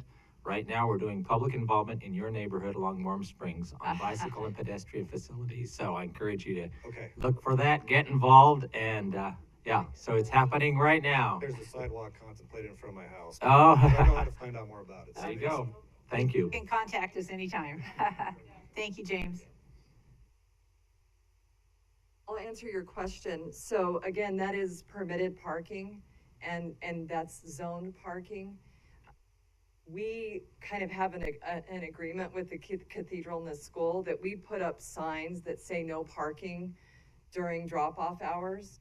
Along Hayes, where, again, that permit parking, we would have to change that whole route. So that's the answer to your question. And is the permit parking with the church, or is that with a different institution? That's with the city. That's with the city. Okay, That's with thank the you. city. Just want to make sure. Mm-hmm. At a later time, I'll have a question for you, Karen, then. Yeah. Brittany O'Brien is next on the list. Welcome. Thank you. My name is Brittany O'Brien. I live at 5350 East Softwood Court in Boise. Thank you, Madam President and Commissioners. I am a teacher at St. Joe's, so I wanted to come and speak on behalf of the teachers, and also I am a parent. I have one child at St. Joe's, and then I have 2 children at Immaculata, and Immaculata is the Catholic Montessori, and that also we utilize 8th Street as well for our drop-offs for those students. I would just urge you to consider option B. Again, I don't want to continue to beat a dead horse and say the same thing over and over again. But my concern is for my students, it's for my children, and taking away a drop-off zone and trying to find parking and get my kids safely to school or get my students out is a concern of mine. For teachers, in the mornings and the afternoons, we come out and we do crosswalk duty. So we are trying to get our students I would say the most is on 8th and Hayes and 8th and 4th. And so we'll come out and we'll help those students cross the street.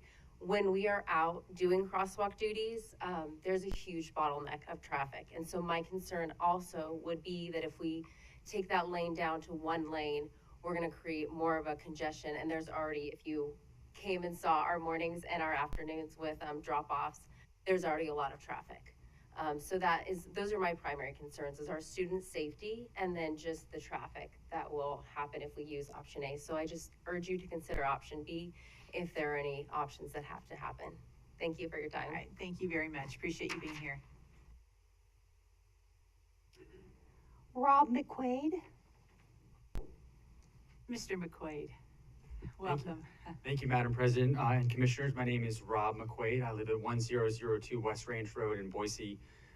My wife and I are parishioners at St. John's. I have a daughter in 1st grade at St. Joe's, and I have a son who's going to be going there in about 18 months. But first off, thank you so much for you, all as commissioners, stepping up to lead our community. We've got a lot of change going on, a lot of growth. I have better ideas on how to spend a Wednesday night, so thank you. And thank you to staff. I know the interactions that folks have had at St. Joe's with staff have only been positive. I think that speaks really highly of the district. So again, kudos to you and kudos to the district. Thank you for that. Unfortunately, this evening I'm here to oppose Proposal A. I personally think there's room for improvement on 9th Street to accommodate all the users, pedestrian, cars, cyclists. I don't think Proposal A is it. In the ACHD policy manual, it says that schools and churches are special traffic generators and that they are the focal points for traffic circulation within the neighborhood. And Principal Emmerich did a great job describing that. Deacon Gamboa did a great job describing that. I will note that on a slide previous, there's 2 churches of different faiths in this corridor, and they both chose option B. And personally, I have concern, the ramps that have been mentioned, that's how the school and the church comply with the Americans with Disabilities Act. And I don't know how adding 2 protected bike lanes can be construed as reducing barriers to access. We have a lot of folks, different kinds of folks who attend St. John's and St. Joe's.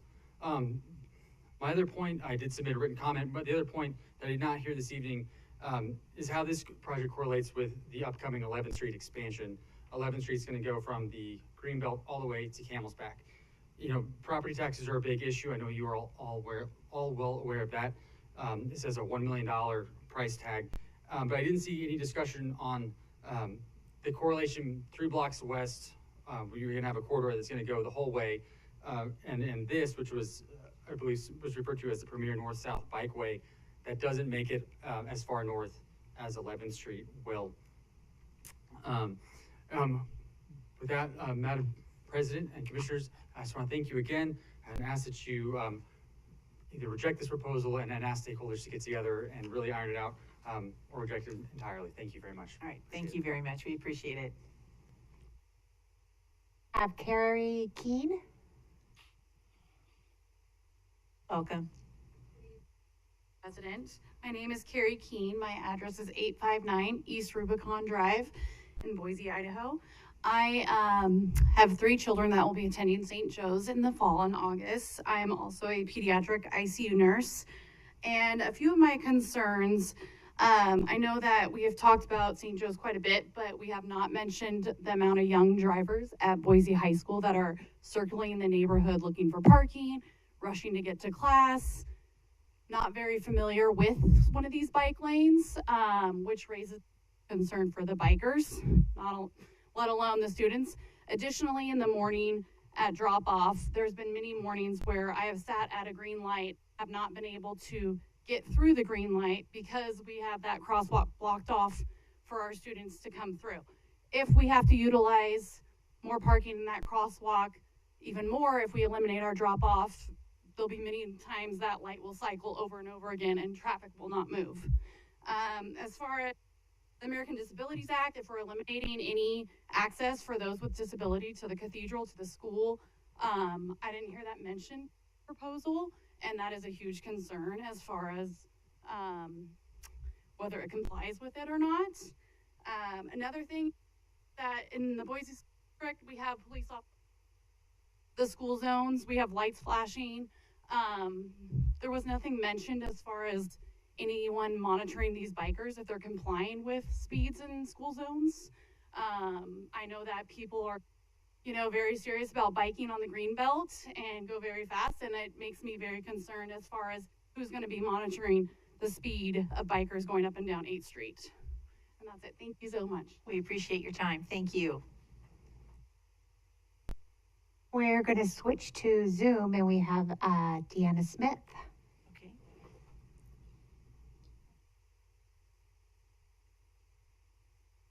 Thanks, Stacy. Good evening, Commissioners. I'm Deanna Smith, and I reside at 1208 East Jefferson Street. Okay, welcome, Deanna. You're a little faint. I don't know if you can turn up your volume somehow, or we'll just listen closely. Much better. Thank you. I just had to turn my volume up. Sorry about that.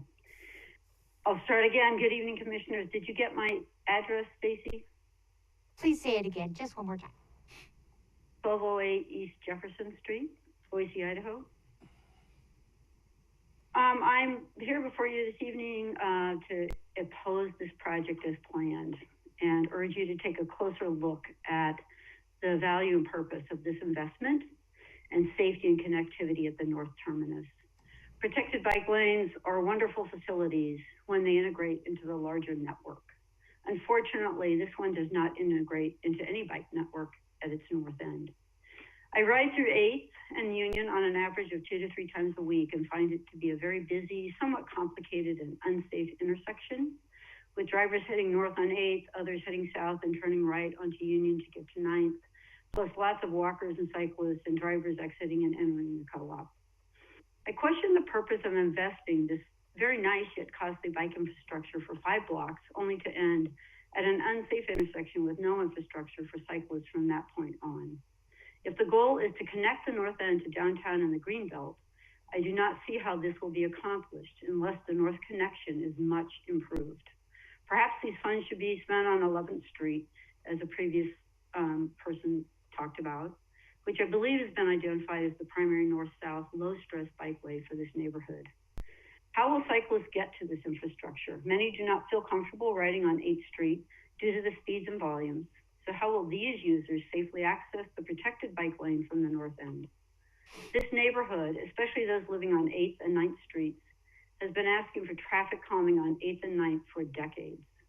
I would encourage ACHD to evaluate investing in 5 blocks of a protected bike lane versus investing the same dollars into curb extensions along 8th and or 9th Streets. How many blocks could have curb extensions with this same funding? Would this provide more safety and grow the network for biking far better than a short section of a protected bike lane that does not connect well to this neighborhood? This project may serve users downtown, but I question how well it will serve the need for low-stress infrastructure from the neighborhood. If the Commission approves this project, it will need further design to ensure user safety arriving and departing from this new infrastructure, so it is well used.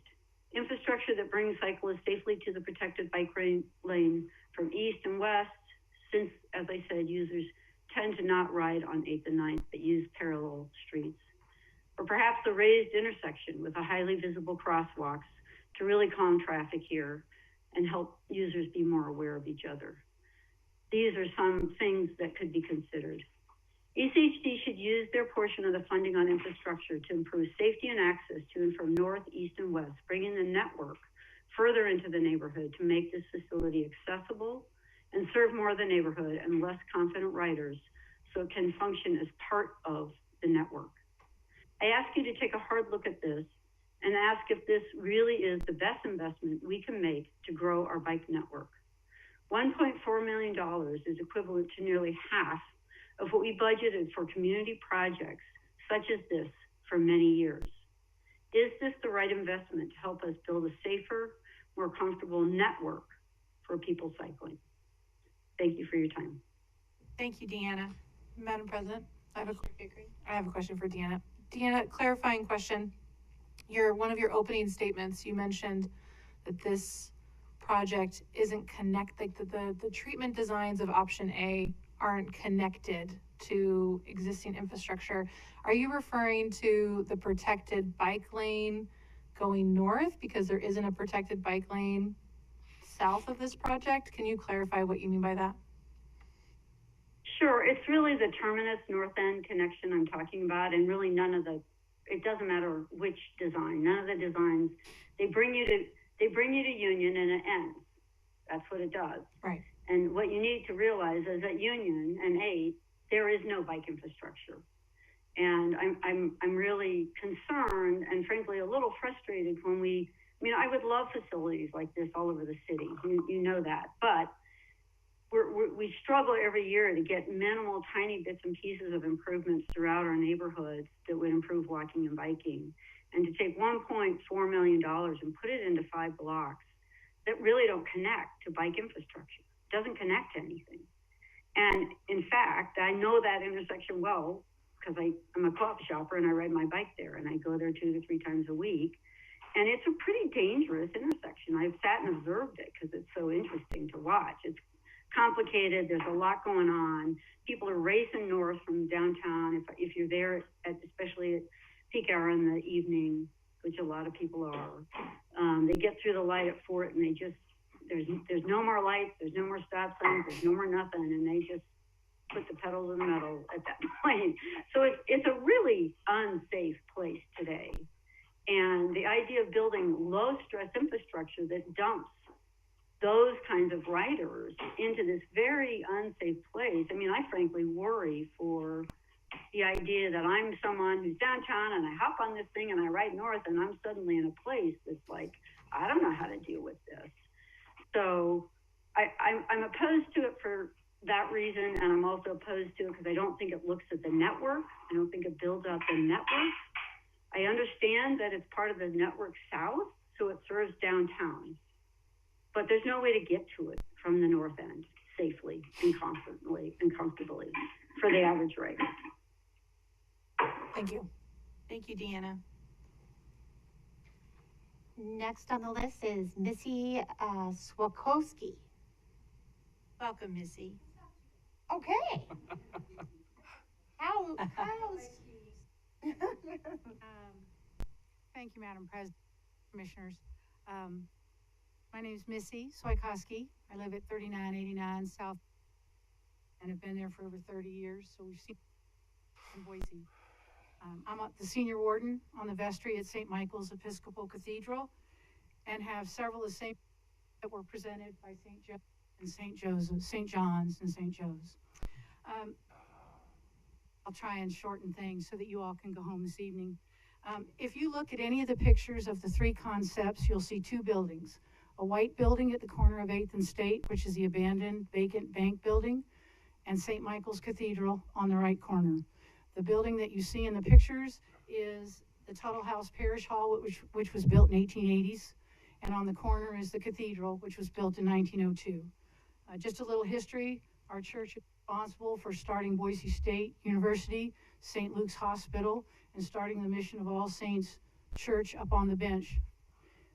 I'll point this out so that you know we are interested in growth. We want to be a part and have been a part of the growth in Boise. We're a vibrant community. I need to thank Zach Piekmeyer, who has kept me in the loop, puts up with me on the phone when I call with concerns or disappointments with some of the results of meetings. Each of you should have a letter that I submitted in March with photos showing the handicap parking that we use, along with people using it going to the state capitol, which is on 8th Street. Just like St. John's, over 100 years funerals have been held at our church, and that is the one location where they can park safely with the hearses. As Boise continues to grow, I do appreciate you looking into all the different options for safe transportation for bicyclists, pedestrians, and cars, but I want to be sure it's balanced. Throughout this process, we've been looking at the improvements on 8th Street between State Street and Franklin.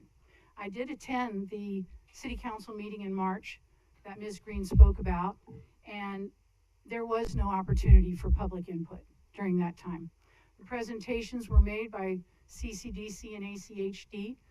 Thank you for Zach for putting up the one slide again that showed all of the businesses in this area preferred option B or C, except for one I was disappointed, I must admit, with the discussions with City Council, because they entirely focused their discussion on Union Street by the co-op. No discussion was included about any of the rest of the 8th Street corridor that is affected and is in the current plan for the 2023 budget and project. Some of the data that was also shared was that 1 in 4 parking places on the street are empty during the day, indicating that they're eliminating these parking places will not have a noticeable effect. I believe a few significant details were left out. 2 of the 3 buildings between 8th Street and Washington Street are vacant. They're up for sale and renovation, and then will be used for businesses. So I'm sure there will be a need for on-street parking once they're open. That's the bank and the Carnegie Library. As I reviewed the documents on ACHD website, I noticed that this parking survey was done during October and November of 2021. That was still during the COVID pandemic, when businesses were operating during limited times and a lot of employees were working from home. So I don't think, even with the addition of adjustment of travel on Harrison Boulevard, that this gives us an accurate count. Speaking for St. Michael's, my concerns focus on accessibility, safety, and preparing for the planned future, just like St. Joe and St. John's. We have several outreach programs, as does the WCA and the other churches. People don't live in the North End that all attend this. We have over 800 members, but at least 200 people weekly come to our outreach programs. Not all of them are sponsored by our church. We simply provide space for different recovery programs. They need a place to be. They need a place to go. They drive in.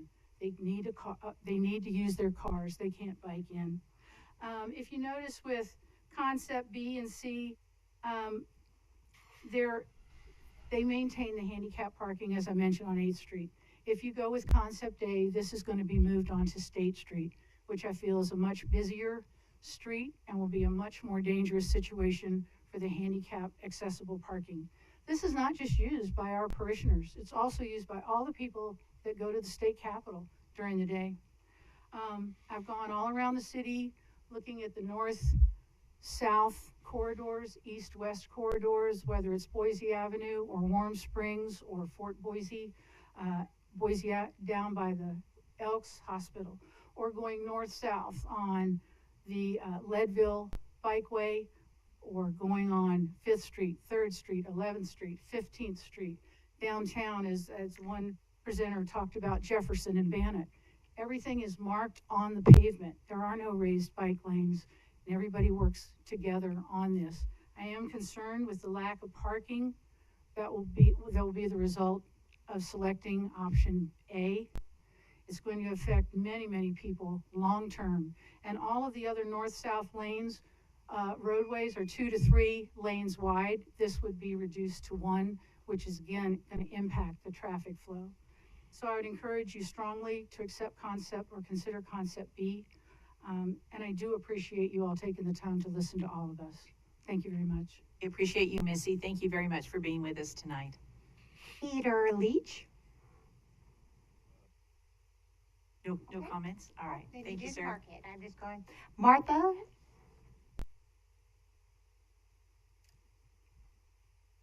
Welcome. Thank you. President May, commissioners, thanks so much for your time. I'm Martha Chalfont. I live at 410 East Hearthstone Drive in Boise, and I testify today to urge you to reject the 8th Street Bikeway as proposed. I submitted written testimony, and so I won't repeat all of those comments. I'll just highlight a few unique points. I also first want to thank you for your time. I've been involved in this project since January when I attended a virtual open house. I've spoken with Brooke several times. She's emailed me, gotten right back to me, and I really appreciate staff, the coordination with CCDC, and the city of Boise. I'm a mother of 3 children, ages 8, 6, and 3. My 2 oldest children attend St. Joseph's Elementary, and my youngest attends Immaculata Catholic Montessori. I am also a parishioner of St. John's Cathedral.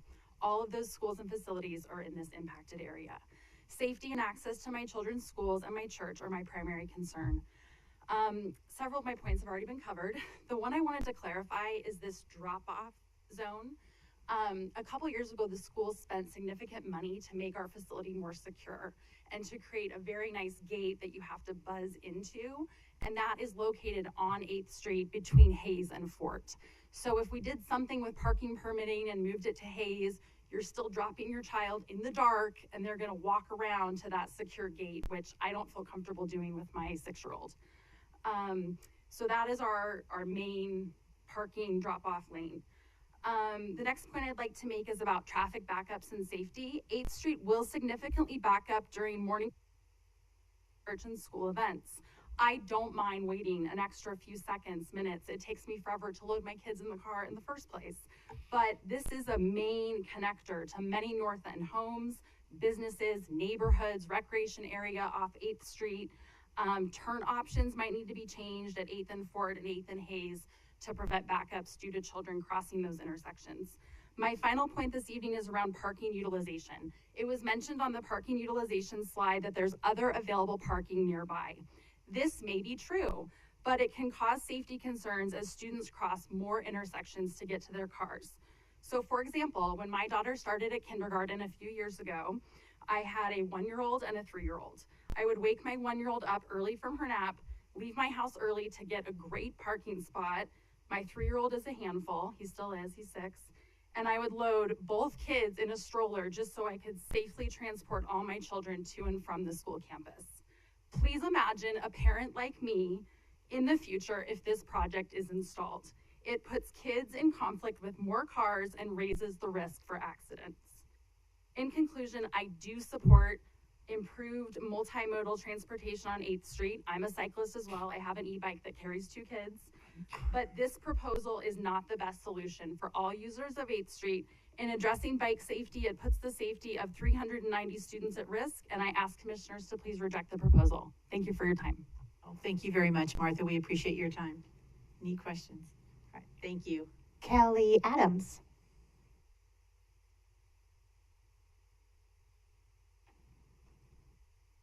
Good evening, Madam President. Thank you for letting me talk. My name is 2853 East Starlington Drive, and I'm here to discuss my opposition to the 8th Street project between Hayes and 4th Streets as currently proposed. I'm a parent of 2 small children that attend St. Joe's, and I'm also a parishioner at St. John's Cathedral. I'm also a former transportation planner, and I've worked on many Bikeways projects. I am a big proponent. I agree with them, and usually agree to their implementation, but today I don't, not when the application poses a huge safety risk to children. I believe that safety of children and pedestrians has not been adequately researched on this block, given that the bike lane has been proposed to move through the current active drop-off and pickup area for students and parents. Removal of a school drop-off and pickup is not really an option, as most schools need to have one, as Martha just explained. Children leaving and entering the cars will be moving perpendicular to the bicyclists in the bike lane, which is a huge risk.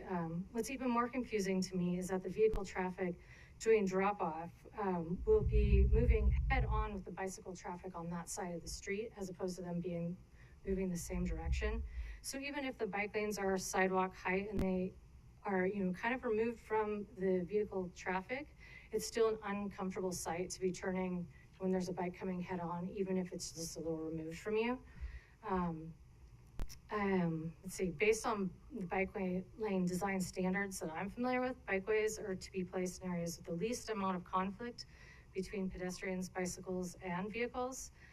This bike lane is in direct conflict with that standard, as well as with the guidelines for safe routes to schools provided by the Federal Highway Administration. Design is not a one-size-fits-all scenario. What might work, a couple blocks down where there's like commercial buildings, does not mean it's going to work in front of a school or a church, as most everybody else has discussed. And part of the last part here was a lot of questions about, I was really curious about all the data that has been collected and if it was accurately collected. And you alluded to some of the questions that I had. I don't see that the data that was collected was during the good times of year. Like, most of it was not collected when school was in session. And it doesn't seem like it was collected at varying times throughout the course of the day, during holidays, throughout everything. I don't think it was accurate at all. So I also don't know if anything was ever collected on data drop-off and pickup, other than just finding out that Brooke had gone out there today to take a look at it. So I just was curious if they'd actually seen how the block in front of the church was utilized during Easter or like mass during the middle of the week, because we don't have access to that parking lot because it's for the children to do recess at. So even though it looks like we have a big parking lot, we don't. It's actually a playground. And so those students have to cross the street multiple times a day going back and forth for recess or lunch. There's just so many unanswered questions and a lack of supporting data that this doesn't appear to be a properly vetted project for this block. Safety of school children in this school zone should be the first priority, and I think it's been overlooked.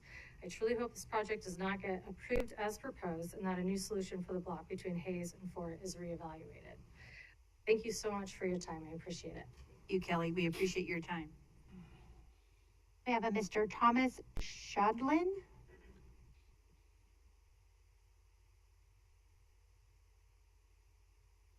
Welcome, Thomas. Thank you, Commissioners. My name is Tom Chandler. I reside at 1206 North 25th Street in Boise, in the North End. And I use 8th Street frequently, both for walking and biking and vehicle travel. In fact, I would ride my bike to work in downtown Boise on that corridor as well. And I here representing myself, I'm also a parishioner at St. Michael's. Improvements of 8th Street are welcome. The street is tired. However, the concept A that's being proposed is actually adverse to the use of the street, and concept B is much more appropriate. There are several issues I want to bring up in that regard. The first one is, if I were the commissioner, if I were in your shoes, I'd say, how would I look at this? And the issue you need to do is balance the various demands, walking, bicycling, access, and so forth, and how do you balance those demands? Well, Idaho Code Section 73402 gives you a suggestion how you do that. And under that section, it basically says that an agency like the Ada County Highway District can burden the exercise of religion only if such burden is essential to a compelling government interest and is the least restrictive means of furthering that interest. Notice what it says. The Idaho statute says that this agency needs to make a decision by balancing, and that balance has to use the least restrictive means for a compelling government interest. It's very difficult here to understand how concept A is the least restrictive means. It's in fact the most restrictive means. And I'm still trying to determine what the compelling government interest is, the compelling government interest for the access. I'll come back to that in a moment. The second issue I want to hold out is the design of this particular design takes 3 lanes of traffic, eastbound, westbound on State Street, and northbound on 8th Street, and condenses it to 1 lane of traffic. Not 2 lanes of traffic, 1 lane of traffic. Now, remember the last time this happened to the ACHD was when a Curtis Road extension was constructed, and you had the eastbound, westbound Fairview, and the northbound Curtis condensed into 1 lane of traffic. And it was within probably a year, you went back and rebuilt it to 2 lanes of traffic. Condensing that traffic flow down is a traffic choke problem. I did ask the Representative Brooke and Zach about this, and on 5th Street, there was 6,400 cars traffic going north. On 8th Street, 6,500, I'm using round numbers, and on 13th Street, 7,500. So the traffic going north is considerable. And if you look between 5th Street and 13th Street, there's only 1 street going north. You go on 5th Street, 8th Street, or 13th Street. All the traffic has to flow into those streets. Condensing that street from 2 lanes to 1 lane is creating a choke point. Now, what's probably the first response to this is, what's very interesting is the traffic data that's being relied on is inaccurate, and it's admitted to be inaccurate. If you looked at the technical report, it says in the technical report, quote, the collection of accurate traffic counts that represent normal traffic activity was not possible. So why are we relying on that? The second issue I want to bring up, same report, was minimal demand. They counted, when they did the traffic count, they counted 12 bikes in the morning compared to 427 vehicles. And in the afternoon, they counted 22 bikes compared to 450 vehicles. The bicycle use is 3% in the morning and 5% in the afternoon of vehicle use. And as I mentioned, we should learn from history. And my last point I want to second the concept about parking. If concept A is adopted, they admit there will be a 50% or more reduction in parking immediately, but they also admit that the parking is utilized more than 50%. We would have an immediate parking crunch by reducing the parking. And that's that's always been pointed out, near the St. Michael's. St. Michael's is on a reduced schedule. 2 of the other businesses were closed, and at that time of year, the legislature was not in session. I would encourage this commission to, if you're going to do a reduction in service like this, run an experiment. Put up Jersey barriers, knock off one of those lanes, knock off all those parking places for a period of time, and see what happens, instead of trying to rush into spending $1.4 million before we do it. Thank you, and I will answer any questions. All right. Thank you very much, Mr. Chandler. And we did get your written testimony as well. Thank you. Commissioner McKinney? Madam President, before we go on, I'm just wondering if we can get a sense for how many more people want to testify, because if we have quite a few more, I would request that we take a 5-minute break. On the other hand, if we have only just a couple, okay, we could finish this out. Ms. Spencer? I have a Miss Morgan Cornwall, and then it appears that somebody in the audience also wants to testify. So that's just 2. Just okay. 2 more? Okay. Then let's continue. Then we'll take So a we break. do have Morgan Cornwall. Okay. Morgan, are you on? I am, thank you. Okay. My name is Morgan Cornwall. Address is 6924 West Peachtree Street. Okay, you've got the floor. Go ahead, Morgan. Welcome. Thank you. Thank you, commissioners and staff. I have met with several of you guys because I'm also a member of the Bicycle Advisory Committee for ACHD, and love working with ACHD staff and the commission, and I'd love to have more input on this. I've been following the development of these concept plans quite closely, both in my capacity as a member of the BAC and also as a member of the community who bikes and drives 8th Street regularly. I'm a ride leader and board member of lactic acid cycling and regularly lead group rides in that area. I grew up on 8th Street. I'm Catholic. I grew up attending St. John's Cathedral. My parents still live there on the 8th Street extension. I applaud the commission and the ACHD staff for making bike ped facilities a priority, and I thank everyone for the enormous undertaking that 8th Street represents. There's a portion of bike advocates that believe any bike infrastructure is better than none, and while I tend to agree with them at times, I fear that in this case, the infrastructure proposed in each of the 3 concepts will actually create a less safe environment for cyclists of all abilities, as well as negatively impacting the neighborhood, as you've heard from many people in the neighborhood during this meeting. For many years, traffic has flowed north on 8th Street and south on 9th Street. The proposed contraflow lane, bike lane, present in all 3 of the concepts will put cyclists in a position of moving against the flow of traffic and being in a position where drivers and pedestrians do not expect them to be, especially at intersections, as well as during mass times and school drop-offs. Most bike vehicle collisions occur at intersections, and I fear this will create an even more dangerous situation at each intersection where we have a contraflow bike lane, especially if concern is visibility at intersections for those with a lower profile, such as children or those in hand cycles or recumbent bikes. Personally, I would never encourage my 6 children or my 2 grandchildren to ride in a contraflow lane on 8th Street, nor would my husband, who is in a wheelchair and rides a hand cycle. He's expressed to me he would never in a million years use that contraflow lane. I also have some of the same concerns as Commissioner McKinney mentioned earlier about removing a northbound vehicle travel lane on 8th Street based on traffic counts during a time when many people were still working at home. Vehicle usage had not returned to something resembling a pre-COVID pattern. In addition to negatively impacting vehicle flow, I'm concerned that narrowing the vehicle travel lane to 1 lane may in fact place cyclists in a greater danger, as drivers may be tempted to pass illegally into the bike lane on one side or another of a car that has slowed to parallel park or back in park, depending on the concept adopted. I understand that the protected lane will have a rolled curb because they need that width for fire truck access, which would be easily mounted by regular vehicles as well, in all reality.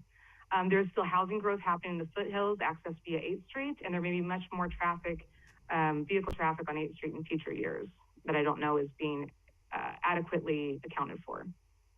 I was dismayed to hear that support from the BAC and PAG was represented as unanimous. I made my many concerns about these proposed concepts known at BAC meetings. I did agree with the rest of the BAC that if we were forced to choose from one of the given concepts, we felt that concept A was the least detrimental for cyclists, but I strongly oppose the contraflow lane in any concept. It is my understanding that a member of the PAG who lives on 9th Street also voiced similar misgivings. I ask that the commission delay adoption of any of the three concepts for 8th Street and direct staff to design 8th and 9th Streets as the couplet that it already is and coordinate bike ped efforts in that area to encompass both streets to include keeping bike traffic flowing in the same direction as vehicle traffic on 8th and 9th. I've heard from staff and the commission that we've already spent so much money on the design for this project that we must follow through.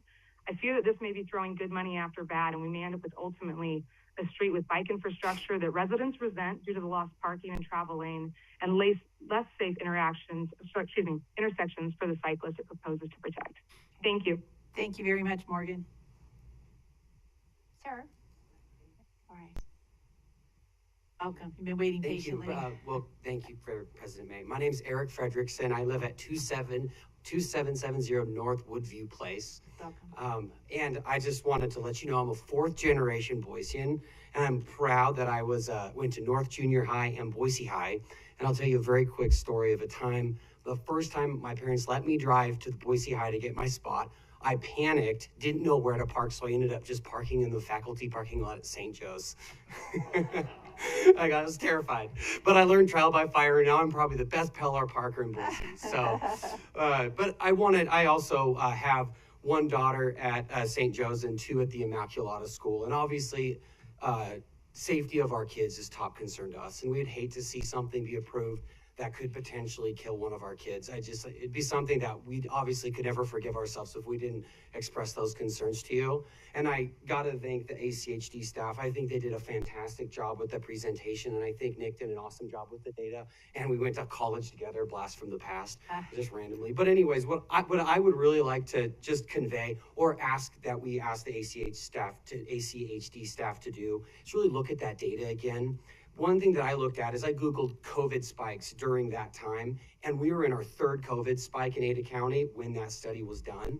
And that's really important to me, I think, even though we can kind of see how Harrison was going, it's still, people were nervous in the north end at that time. The other thing, I think the point brought up about the 2 vacant buildings on this street as well is also a significant importance. Those 2 buildings house a lot of employees if they were actually used at full capacity, and I think that would totally change the amount of parking spaces that would be needed. So I would urge you guys to ask for a study that happens when school's going out. I think the idea of Jersey barriers to do like an actual study to see how things were truncated down would be fascinating as well, and a good way to maybe really get functional data on that. But again, I thank you for your time, and I'll seal it up there. All right. Thank you very much, Eric. Appreciate it. I did have a late sign in for Zoom. Alexandra? Hi, thank you. My name is Alexandra Monjar. I live at 2222 West Kootenai Street. In the interest of disclosure, I am an employee of CCDC, but my comments today are purely as a citizen and resident of Boise. I am encouraged by the ACHD Commission's recent support of active modes of transit in my neighborhood here on the bench and also throughout Boise. I think it is critical to the future of our city that we create infrastructure that supports alternate modes of transportation, which is the only feasible way that we can accommodate growth in the future, in my opinion. I know that streets that prioritize pedestrian and bicycle modes are generally safer for children, and the protected bike lanes are definitely safer for cyclists. I lived on 5th and Ada for many years and worked downtown.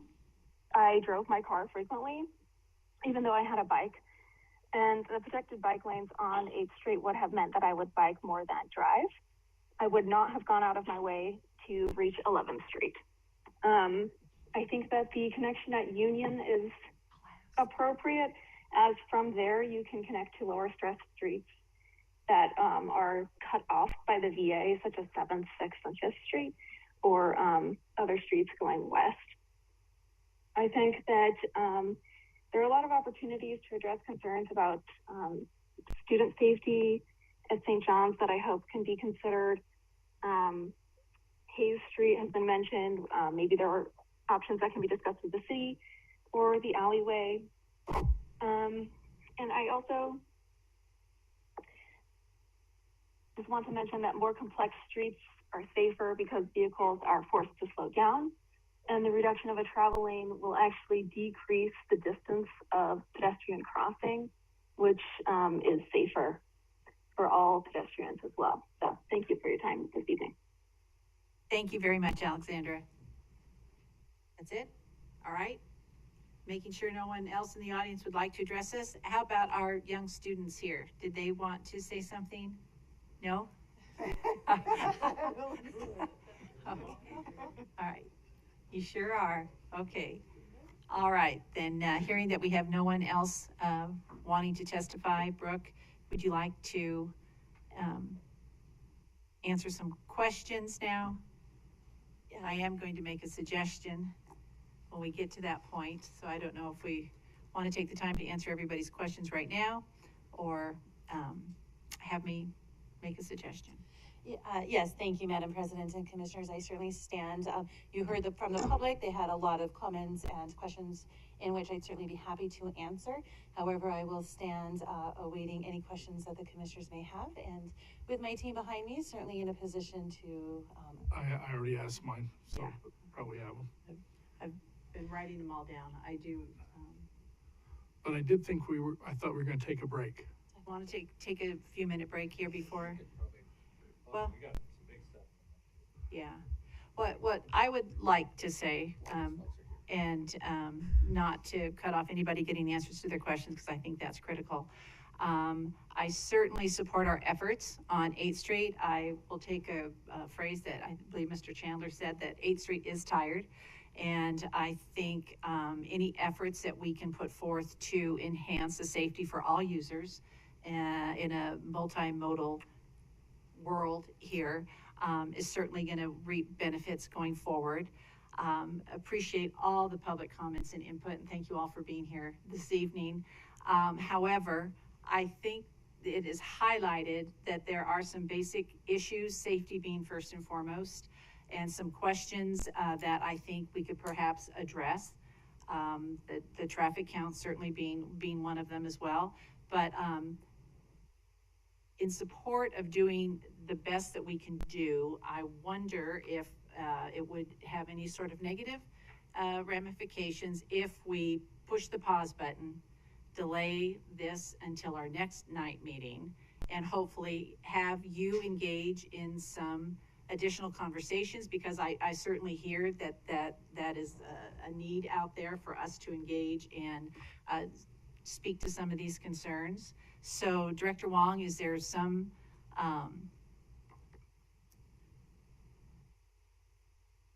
reason that we could not delay this to a date certain of the 25th for our next night? Absolutely not. Okay.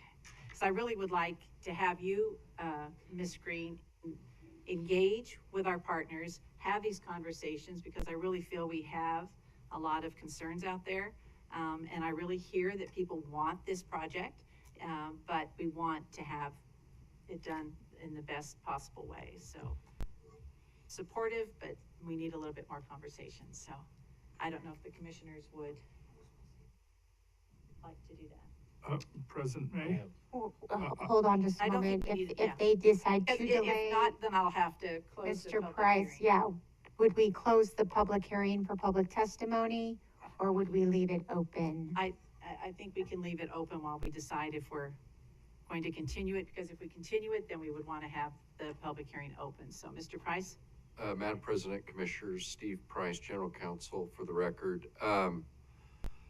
Yes, I mean, to the extent that the Commission is considering new information at a future hearing in response or other data, then you would not close the public hearing, and you would defer it to a date certain. Okay, and Mr. Price, before we have done some action things up here just with a consensus, but would this require a motion? Yes. To do that, and leave yes. the public hearing open? Yep. Ms. Green, what are your thoughts on that? Madam President and Commissioners, certainly there's a lot of information that was provided and some feedback that is certainly warranted, and for us to take a deeper look.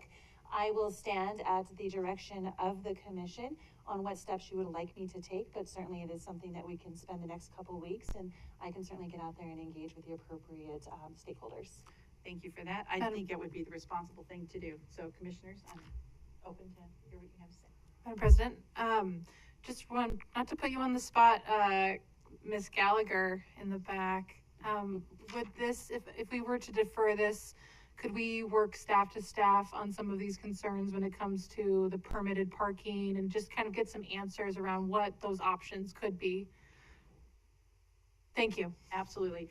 We do have a list. I've been I've been taking good notes, but in conjunction with what I've just stated, we do have several things. So there just appears to be a lot of questions and a lot of concerns, and we want to get this right. So I think further engagement with some conversations would be warranted. So, Madam President, Commissioner Goldthorpe wanted.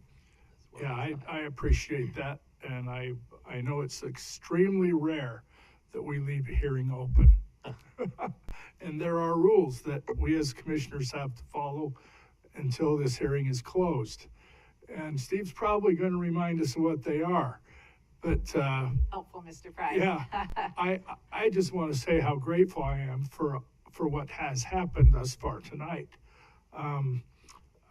When I come to what I consider might be a contested issue here, I think of times when there was a lack of civility and a lack of intelligent comment and a lack of understanding, and none of that has been the case tonight. And I am grateful for each one of the testimonies that you have given. It makes it easier for us to feel what ought to happen and to do the right thing. Thank you. Thank you. Well said. All right. Mr. Price. Madam President, Commissioners, again, just for the benefit of staff's direction, I would, to the extent that you do have questions or want information provided, it would be helpful as part of the motion to give direction to staff. If you don't want to do that, then you can tell staff to review the tape and address the issues that were raised tonight. But I think it's helpful that they know what we got to do within the next. I think if we just maybe indicate that we'd like all the issues that have been raised here this evening. I don't want to enumerate some and leave some out, so I don't want to, I'd like to leave it a little bit broader and then make sure that we've got everything in there. Man. Go ahead, Dave. Yeah, I'm ready to make a motion. Okay. So Madam President, if I could make some comments before the motion. Well, we can make the motion and have discussion. Okay, whatever you want. Does that work? Okay. All right, go ahead, Commissioner McKinney. Then, Madam President, I move that we, I guess is the word, postpone? Defer decision on item 2, the 8th Street Bikeway concept study adoption, to the May 25th hearing. Is that the correct date? And give an opportunity for staff to consider commission and public questions regarding traffic numbers and congestion, bicycle and pedestrian safety concerns, access issues at the churches and other locations, considerations relating to contraflow bike lanes, and let me see, everything. Other related matters that have been brought up tonight. And make this a priority and engage in those conversations. Absolutely. Is there a second? Yes, I will. All right. Now, discussion. Okay. Commissioner Hanson. Yes, and I really appreciate the work. Nothing's ever done out of context, and having lived in this town as long as I have, and many of you have too, understand that we were enamored of one-way streets a generation ago, and we turned all the downtown streets to one-way, just about, and then we extended some of those into the neighborhoods, and we're realizing that was not such a good idea. There was just one lane north and one lane south on 8th Street, and one lane north and one lane south on 9th Street, and 5th and 6th are the same. And that we're now trying to figure out how to put in a healthy, effective pedestrian and bicycle infrastructure in some assumptions that are not going to be changed. We are moving forward I'm glad, after a delay, of converting 5th and 6th back to two-way, as they should have been a couple of years ago. And that's going to raise a lot of questions. It's much safer to drive on for people to walk and bike by when you know there's a car coming in your direction. People just simply drive, they're more aware of the context. When you give them 2 lanes going north or 3 lanes going north or south, it's much easier to just sort of go as fast as you can, weaving in and out, regardless of activities that are happening, you know, just a few feet away. And so I think we need to address that. I think this is time, and this is where I would ask the city of Boise to revisit conversion of 9th and 8th back to two-way north of State Street. That should be something as part of this. I think the points were made about speed management. We also have a policy that doesn't necessarily gel with the way in which we analyze speeds. And I think Deanna Smith raised that in hers, that we may be able to, by the infrastructure, calm traffic up to Union Street, but then the same cyclists and drivers are going to head past that. How do we deal with that? Our speed management policy has pretty serious flaws in the way we handle that. And so I think that should be addressed. In fact, perhaps we should address that first, address the speeding on 8th. Again, it's invited because it's one way up to that point, and then it becomes two-way, but heck, if you have a straight line. We have these issues in another location on State Street on between 12th and 14th. Let's just keep it concise to this, please. But this is why I would like us to put these two together. This is the same neighborhood. This is the same streets, the same high school, the same churches, and we're going to be doing a major change to and creating some issues. And I would like these two combined. I'm gonna stop you because this is the discussion for this motion that's before us, Commissioner Hanson, Right, and so those are that's valid what- points. And That's we'll what I just would like to that later. discuss. Okay. And if they're not addressed, I'm not prepared to vote for any of the choices if they're not combined and We addressed. have a motion before us. So And the last issue is we're to getting- understand the analysis of Commissioner Hanson, what the bikeways. Commissioner Hanson, please, we're gonna go to the, This is I'm about calling for the safety decision. of bicyclists on the sidewalk. I'm gonna call for the decision. All those in favor, please signify by saying aye. Aye. Opposed? I'll abstain since I wasn't able to finish my comments. We need to keep it germane to what's before us. This was All right, germane. thank you, everybody, for attending. We appreciate your input, and we're gonna take a 10-minute break.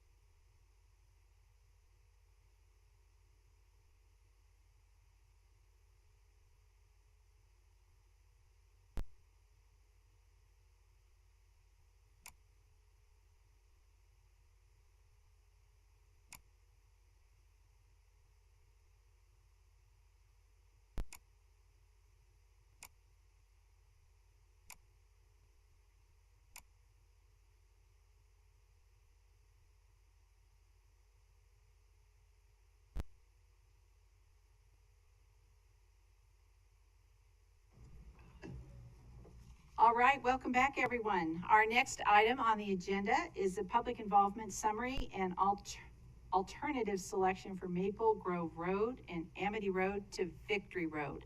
And this is a request for approval, and it is a public hearing. And we're going to hear from Cody Holman. Welcome back, Cody. And I'm going to go ahead and open the public hearing.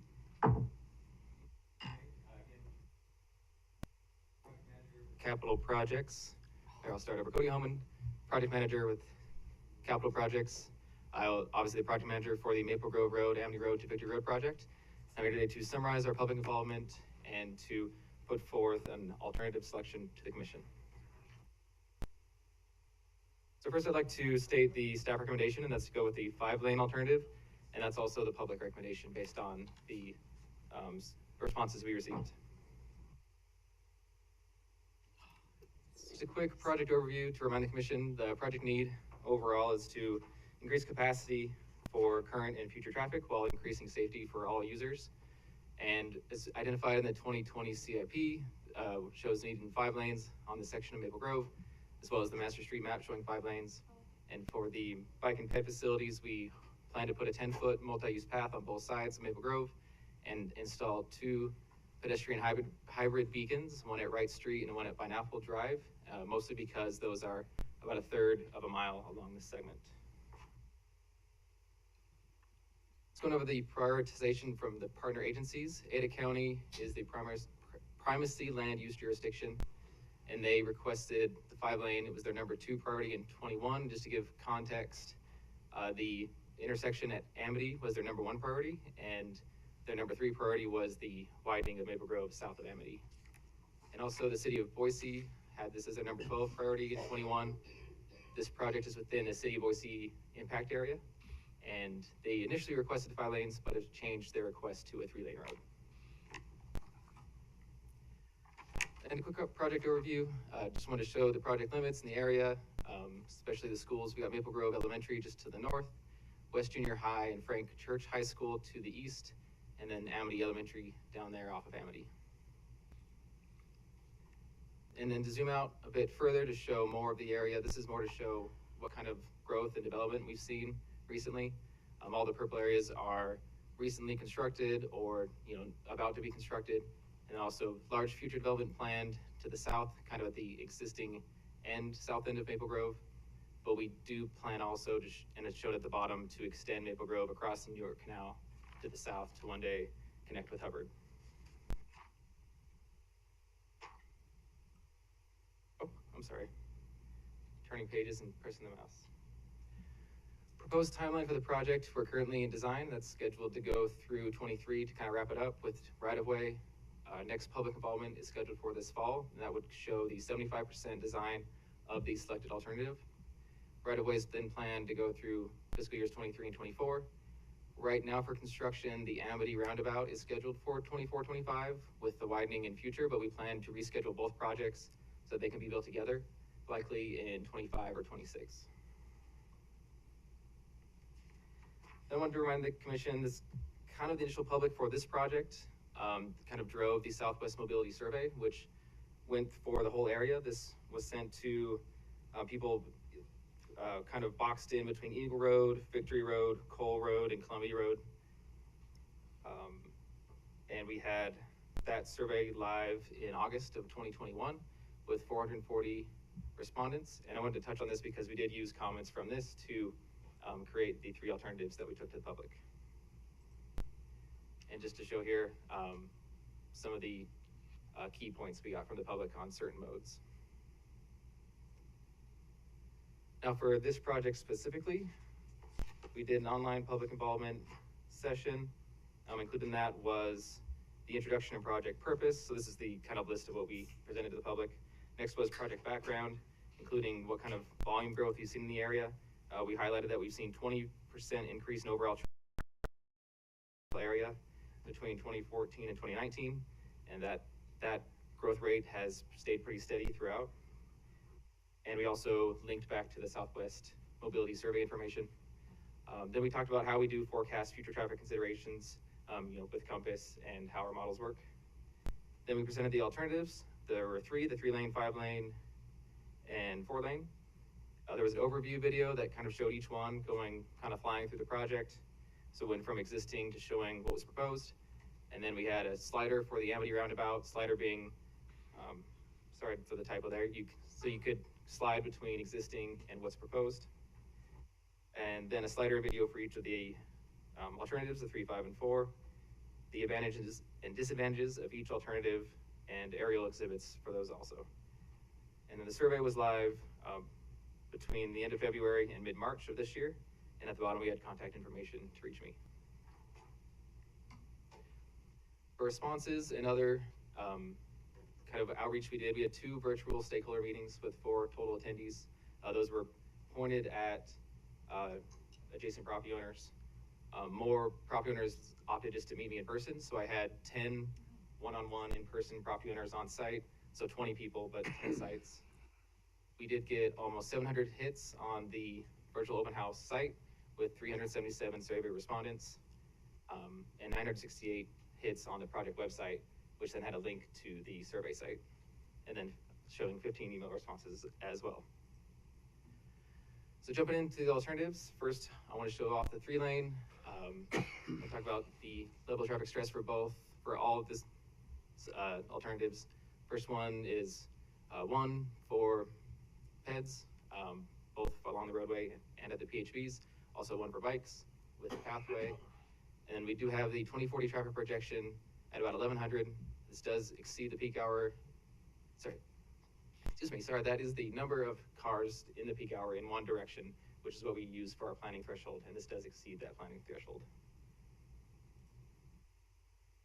Going to the 5-lane, this does lower the LTS a bit.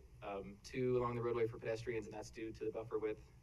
2 at the PHBs, but we are going to try to get that to a 1 by adding those refuges in the median. Could be tricky at 1. I think at Pineapple we could get it, but you can see the crossing kind of at the top of the picture there. Bike level of traffic stress, 1 along the roadway, 2 again at the PHBs, but we can get that to a 1, hopefully with refuges, and then showing the projected traffic. Madam President, I have a question. Cody, can you explain, you went through it really fast. What did you reference about the median again? So with the LTS on a enhanced crossing, if you can put a refuge island in the center and then make it a 2-stage crossing so someone can cross 1 or 2 lanes at a time instead of all 5 at once. Okay, that's what you mean. I thought, I wasn't sure, because there's been lots of conversations around when you don't need to have the center turn lane because there isn't access to, there is no need to have it. We could have refuge islands, and that helps with speeds and all sorts of good stuff. So I wasn't sure if that's what you were talking about, but clearly not. It's more of just a crossing refuge island. Yeah, we did look at adding center islands throughout the project, but there's so many accesses, we just can't fit any in. Okay. But we probably could fit, that's what we'll look into, is fitting in a small island just to get that crossing refuge. And we'd have to probably move the crossing a bit away from the intersection, so that would be the negative of it. Okay, thank you. Madam President, Commissioner Goldberg. Cody, I would consider it really important to have that island there. Yeah, that is our definite goal. Yeah. Moving forward. I just didn't want to promise anything at this point. And then the 4-lane was the, I guess, newest or more different alternative we wanted to show. This alternative included 2 additional roundabouts, 1 at Pineapple and 1 at Wright, and that would replace the PHVs. And the reason for those roundabouts was to allow U-turns because this option has a median running down the center of the project, so basically no left turns along most of the project. And so LTS a little bit better here, still 2 along the roadway, but 1 for the roundabouts because we would do RFBs at those crossings. And then we presume that the traffic projections would be similar to the 5-lane. Madam President. Commissioner Bikeway. So, thank you. Another question, Cody. With these traffic projections, are you going to describe a little bit more in detail about where you got these later on in your presentation, or can I ask you some questions about them now? No, I wasn't going to talk any further, so go ahead. Okay, thank you. So, are you can you just explain a little bit more about where you're getting these numbers? So this would be just a standard projection the same way we do for development, looking through the compass model, doing those runs, looking at all the other roads that we built out by 2040, and basically a similar to what a TIS would do, traffic impact study. So it's based off of Compass's numbers and projections, not city or county plans or anything like that, and how that interacts with these projections? I believe all those should be incorporated into Compass's model. So they take data and input and land uses from everybody. But those are from older things though that aren't, because like how up to date does Compass keep those numbers though?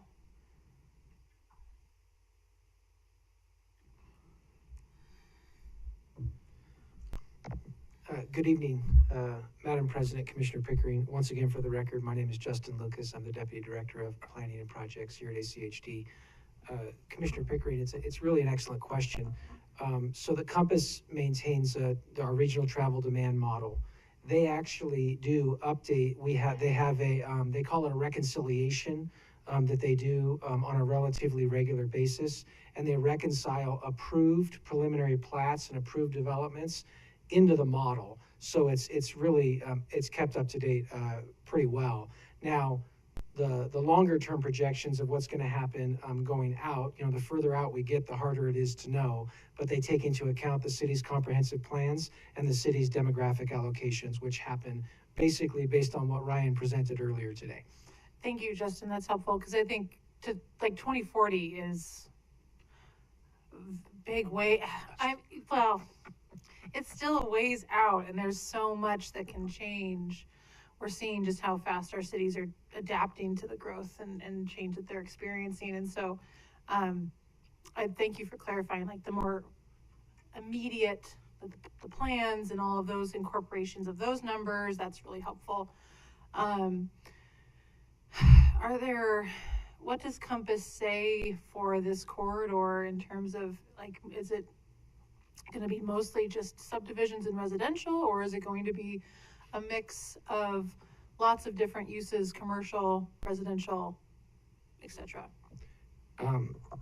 Madam President, Commissioner Pickering, so much of this corridor is already developed with what I would call semi-rural development that occurred quite a long time ago through the county.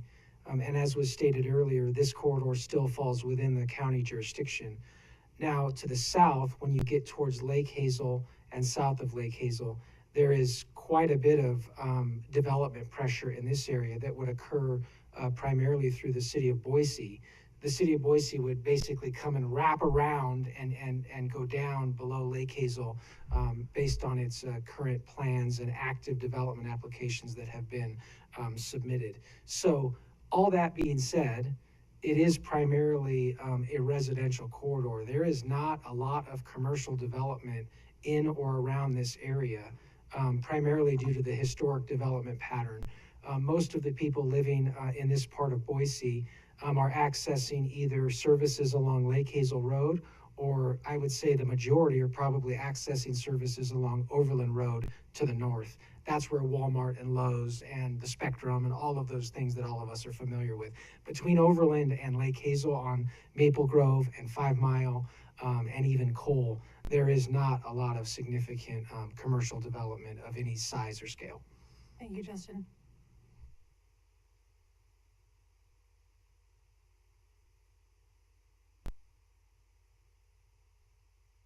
So that moves me into just the responses from the public on which option they preferred. So we had 63% voted for the 5-lane, 15% preferred the 4, 13 for the 3, and 9% for none of these. Looking through the none of these, if you look into it, there's a pretty good split between the 3, 5, and 4, but overall we wanted to point out that 78% of people prefer 2 lanes in each direction. I have a quick question, Madam President and Cody. We just had a long hearing of people who lived within 500 yards of the corridor we were discussing, and their the impact to them, or they lived or had their kids go to the school, is quite a bit different than that of the broader group of people who were surveyed.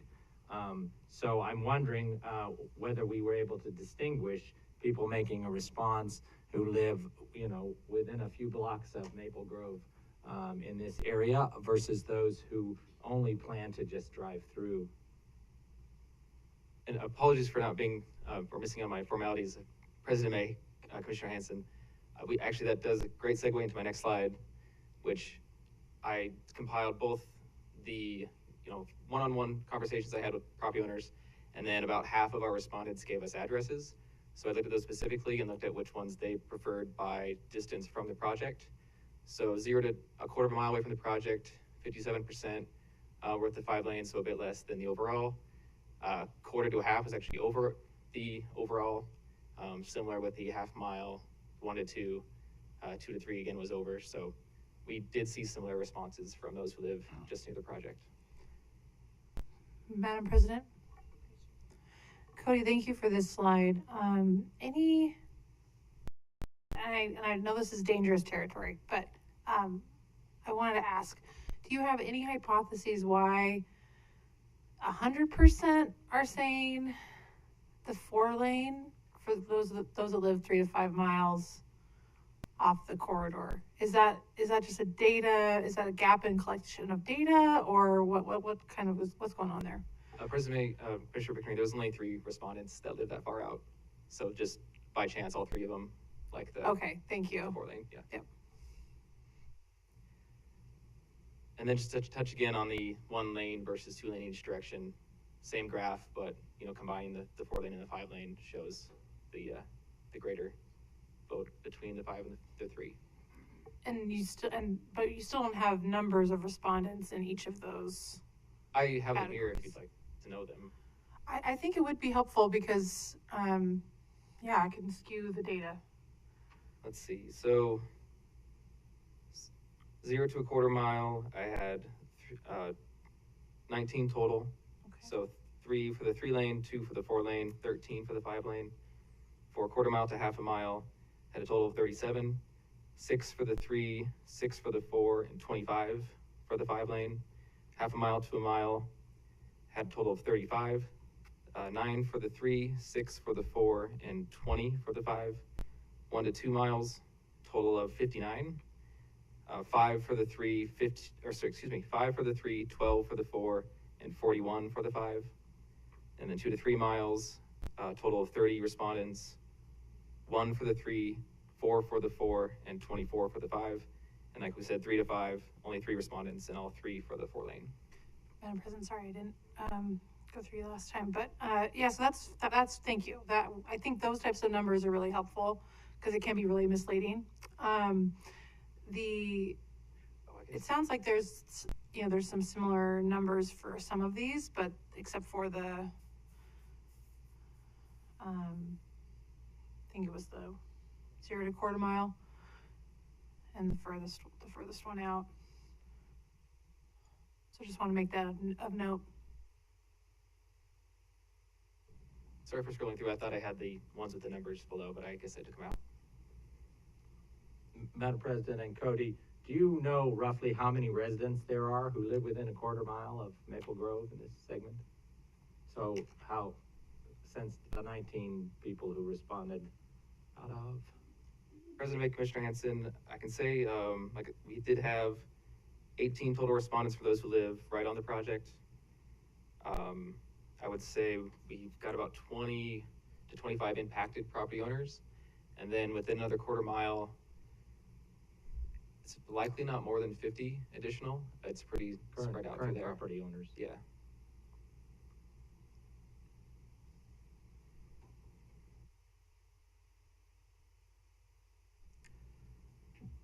Next public involvement, just wanted to say once we get a decision, I'll write up a response letter, send that out, and we'll also put it on the project website. And like I said before, our second public involvement session is scheduled for the fall of this year, and we will present the 75% design for more public comment. And again, staff recommendation and the public's is to move forward with the 5-lane alternative. And I'll stand for any questions. Madam President, I just have a couple of questions, Cody. First of all, just remind me, what is the status of Maple Grove north of Victory, from Victory to Overland? Is it already expanded out to 5 lanes? Okay. Now then, and I noticed you ran through a bunch of slides that I know we're not going to spend a lot of time on, but I'm just curious, for the design year 2040, with the traffic numbers that we have, do we have a level of service calculation for projected for what it's going to be with the 3-lane versus the 5-lane? So, again, I wanted to state, as Zach did, that generally, those projections aren't used for design. They're kind of giving an idea, though the 5 itself does not meet level of service E with that threshold. But the alternative is going to a 7-lane road, which is not feasible through this area. Is that why this, on slide 13, it said exceeds planning threshold? So in other words, the projected traffic is even going to exceed the 5-lane option. Okay. I think that answers kind of the question that I was asking for, because, I noticed that letter from the city of Boise saying, oh, we want a 3-lane section. I remember really kind of wondering about that. And when they talk about how they want, they're talking about reducing congestion, and they want a 3-lane road instead of a 5-lane road. And I shook my head because that just didn't sound right. And now I know it's far beyond the pale. So, thank you. Those are my questions. Okay, thank you. Any other questions? No? So, all right. Madam Chair, Mr. Hanson. well, I would just comment, I think, first of all, the people who make choices, they can make a choice as to whether they're going on a 5-lane, a 3-lane, a 2-lane, or if they have choices, they make choices.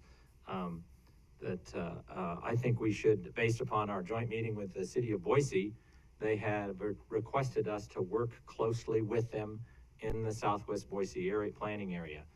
They sent us a letter on March 17th wanting to examine the roadway extensions and re-examine the bridge, which you indicated. There's a bridge going over there, and that's critical to your traffic modeling, because you took traffic modeling based upon the growth that's going to happen south of that in Kuna, and then projected that going over the bridge. If the bridge doesn't exist, that traffic's going to mostly just come up through Maple Grove. And then if they're given a choice as to what the configuration of the road is like, they'll either use it or they won't use it, depending on whether the time they have.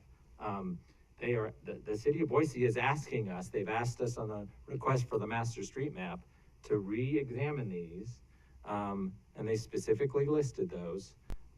And I think we should hold off making a decision until we've sat down with them, because otherwise we'll be spending money on a design that may not support what the city of Boise's land use goals are. One thing they point out in their letter is when you ask people about congestion, we don't tell them that means how many minutes or seconds. So what's the context?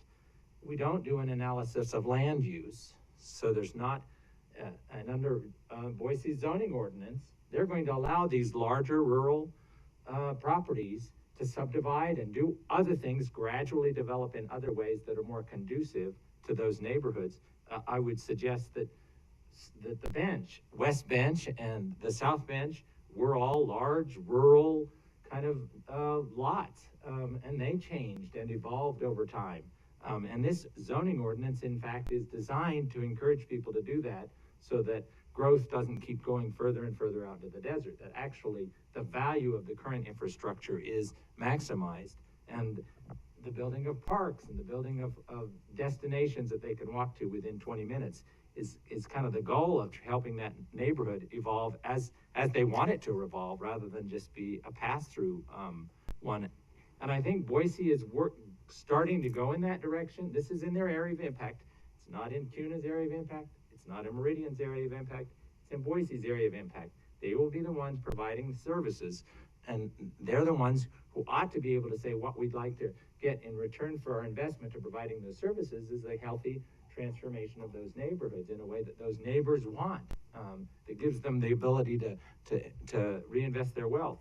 And so I think it's just totally appropriate. We say, okay, we've done this, we've done an initial survey, and we've kind of looked at, regardless of land use, or making an assumption that land use will never change in this area, even though it has in so many other areas of the city, this is what might be appropriate. So I think we just hold off on this, and I would make a motion to defer this until we have met with the city of Boise and completed our analysis of their Southwest area planning process. Madam President, if we have a motion. both or. If we have a motion before us, I'd like to offer a substitute motion. Well, I didn't get a second yet. Hold on. Can I just make a comment first, or do we want to? We've got a motion. Okay. Is there a second? I'll second it because I wanted for discussion. Yeah, thank you. Commissioners, not to interrupt, but just this is we are here to receive public input also, and there has been no opportunity for that yet that I remember. So just a reminder. I'll withdraw the motion, but everybody knows what it's about. Yeah, got your job. Thank you. We do have somebody signed up. We do have somebody signed up? Thank you. Okay. Thank you, Justin. I think the room cleared out and everybody was just thinking, okay, we're just moving forward. Marissa Keith is Thank on Zoom and would like to testify on this item. All right, thank you very much. President May, can you hear me? Yes. Okay.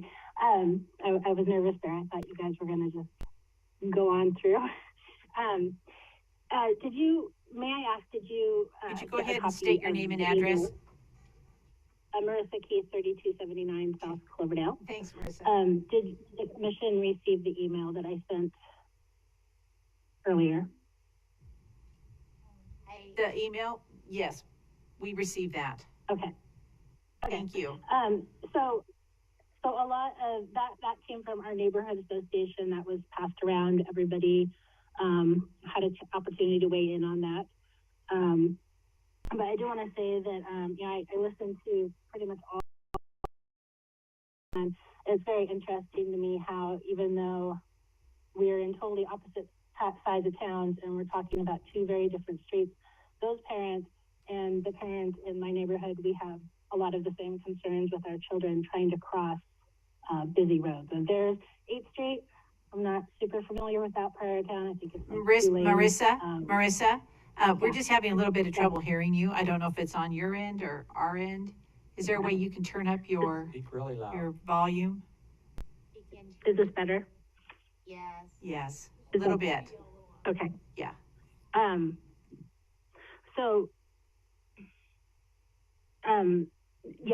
The 8th Street parents and I just found it interesting that even though we're on different sides of town, we share a lot of the same concerns when it comes to the design of streets, and they're dealing with a road that is more of a 2-lane situation, and this potentially is going to be a 5-lane situation. But, children are going to be crossing back and forth between Maple Grove, both sides. I sent you in the email the walk zones for both Maple Grove Elementary and West Junior High. Children will be walking down those paths, which are awesome, and we support those multi-use paths. But when we get down to those big wide intersections, that is an issue of concern. And there are crossing guards, and God bless those people for the job that they do, because I am sure that they could tell horror stories about their jobs there. So I did read through all of the comments that our neighborhood sent in, and there was a lot of just kind of words that popped out to me. And speeding continues to be an issue. Everybody is excited about sidewalks and bike lanes. They were concerned about the impact on property owners, the impact on the neighborhood. Some people love roundabouts, some people hate roundabouts. And so I think a lot, just like the SWACA board, there is a split in our community about what we want. And I was excited to see that no matter what side of the issue people, or what road design that they wanted, people did seem to realize that widening Maple Grove is going to cause issues in the community, particularly because it goes through a completely residential area. And, there will be induced demand, and it will not be, there will be speeding. It will become less safe for people trying to cross that. So I think there is a lot of education that our neighborhood association has done. I would have liked to see ACHD reach out to those schools, not only the school district, but the students that are in those schools. I know they did that with the bike ped plan and got some feedback. The elementary schools, I don't know how the elementary school students would have understood this, but certainly the middle school and the high school over there, they probably would have had some very good input from from the people that are mostly walking and biking in those areas. I'm the president of the neighborhood association. I can tell you that the city of Boise is next month looking to annex a parcel that will take access off Maple Grove, and it is just north of McGradio Park. They annexed up through the Boise School District last year, and this parcel was touching, and so now that landowner has decided to subdivide and annex into the city. And I'm sure that is going to create a domino effect all up and down that corridor. But it will be residential, and we have seen a pattern in the area of impact and in the city of Boise in the last 8 months of even our commercially zoned parcels are trying to rezone to residential. So this is a residential neighborhood. I just want the commission to understand that, you know, a 5-lane road, a 3-lane road, no matter how you guys design it, we want it to be safe for our people. And we did send in a list of design elements that we would like to see included, and hopefully that can be done. As far as refuge islands, I am not opposed to those, but I know that some people have complained about ones that have been done out here recently, that they are difficult to navigate with a bike and a bike trailer, and that they're difficult for people that use accessible bikes. So just please keep that in mind and make sure that those are wide enough. That's all I have. Thank you. Thank you, Marissa. Any comments or questions? Anyone else? That's it. All right, that's it. Anyone in the audience? All right. No further comments. All right. Go ahead and close. Okay. Then I'll proceed with my Close the public hearing then. Oh, okay. Sorry about that. Yep. Close that puppy. Yeah. Okay. All right. Now, Commissioner Goldthorpe. Then I'll go ahead and make a substitute motion, which is to go ahead and approve this. There is no motion now. Well, there is no. Yeah. So I'll make the motion then to approve on the basis of a 5-lane expansion. All right. We have a motion. Second. There's a second. Now discussion. Okay, I'll now make a motion to defer this until Substitute motion to defer this until ACHD can work with the city of Boise to determine what its plans are for the southwest area, in particular, its request to make this segment of Maple Grove a neighborhood residential arterial. Second. All right, there's a substitute motion before us. Any discussion? Madam President? So thanks everybody. I think my thought process behind this really is centered around the fact that we haven't finalized our master street map. And I don't really think, at least I'm going to speak for myself. I don't really have a clear vision of what arterials are going to be 5 lanes and which ones are going to be 3. And we haven't really had that discussion as a commission. And I'm just really worried that by not having that discussion before we make a final decision on this, could mean that we make a really expensive decision, and we don't have all of the different information around what the city is doing, what county, all these players that I think were being part of the master street map process, would help us make a more informed and confident decision. So I just don't feel confident at this point making a decision without all this other information being considered and the commission having a bigger, more holistic conversation around what our priorities should be for which arterials should be widened and which one should maintain a 3-lane road design. So that's my big push, and I would just like to have more time and more conversation amongst the commission before we make that kind of decision. Thank you. Madam President, to speak to my motion. So I think the city of Boise has made it explicitly clear that they would like this to be designated as a neighborhood residential arterial. There are a few in Ada County, but none of them are 5 lanes. And so I think this would preclude that possibility. They have also asked for very specific context-sensitive designs and speed limits on the front end. These, of course, are regardless of the context of what exists or will exist in the future, and the fact that they are now trying to figure out how to make their zoning ordinance work in different neighborhoods. This is an obvious area that is going to change gradually over time. The people living there are entitled to have their property protected, and so that they can invest some wealth into it. And the safety concerns raised by the neighborhoods, I don't think have been addressed. So I think it would be way premature, and we will be spending money, and then after we've spent the money to do 95% design, it'll be like, well, now we have to build it, and then we build it, and then after a few years, as Commissioner McKinney points out, we'll still have level of service F because the size has induced demand and encouraged people to use it. And so, but we're not going to expand it anymore. It'll just be a level of service F, a dangerous road going through, cutting off a neighborhood, especially splitting a neighborhood and a park where potential more recent development could happen. So I think we're way premature, and it's not fiscally responsible to move forward spending more money on this until we get a clearer idea in partnership with Boise what this is going to be. Okay, thank you. Cody, I have a I'm sorry, Commissioner McKinney, go ahead. Well, I was just going to say, number one, based on the traffic projections, there's not a snowball's chance that a 3-lane section would ever be adequate for this section of this road, not under any scenario. So approving a 3-lane section here would just be foolhardy, I think. So we at the very least need to approve the 5-lane section. And to say we don't have enough information, we've got enough information to make this decision. I don't think we need to wait on anything. Okay, thank you. Cody, the primacy land use decision, who is that, Ada County or Boise? I'm a little confused here. Yeah, President May, this project is within Ada County, not within city limits, so it's just within the city's impact area. Okay, so they're the ones that are making the decisions, the land use decisions for this area. Ada County is, yes. Ada County. Okay, did I say, it's getting late, did I say Boise? I think you said they. Oh, I said Ada County, okay.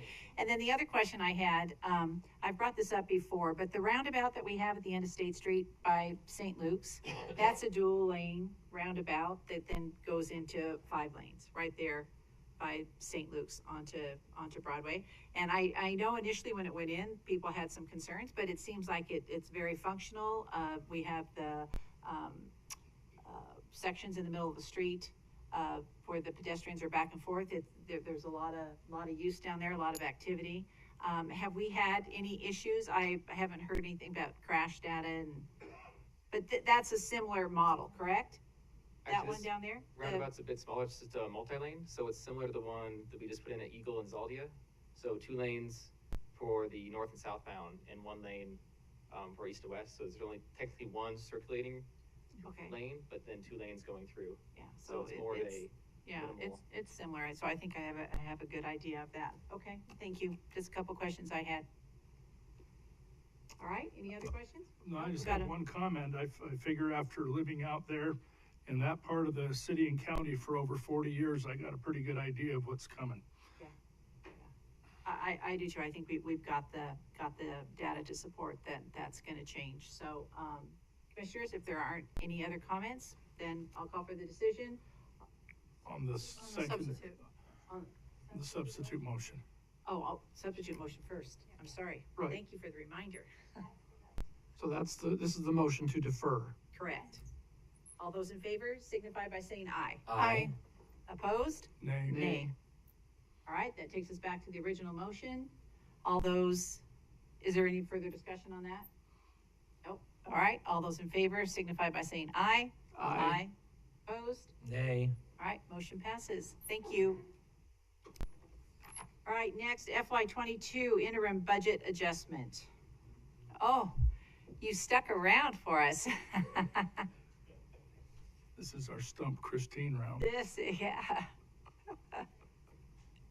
Welcome back. Thanks for hanging with us. Lots to do, you know, budget season. Madam President, Commissioners, Christine Tandler, Budget Manager for the Highway District. I am here for a decision briefing on the interim budget adjustment. There we go. Really, this slide is just a summary of my memo.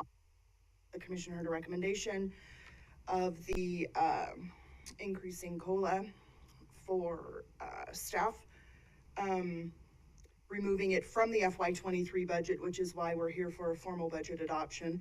Cost allocation, as you can see there, is just under $142,000. With the open positions in the FY22 adopted budget, we will be able to fund these.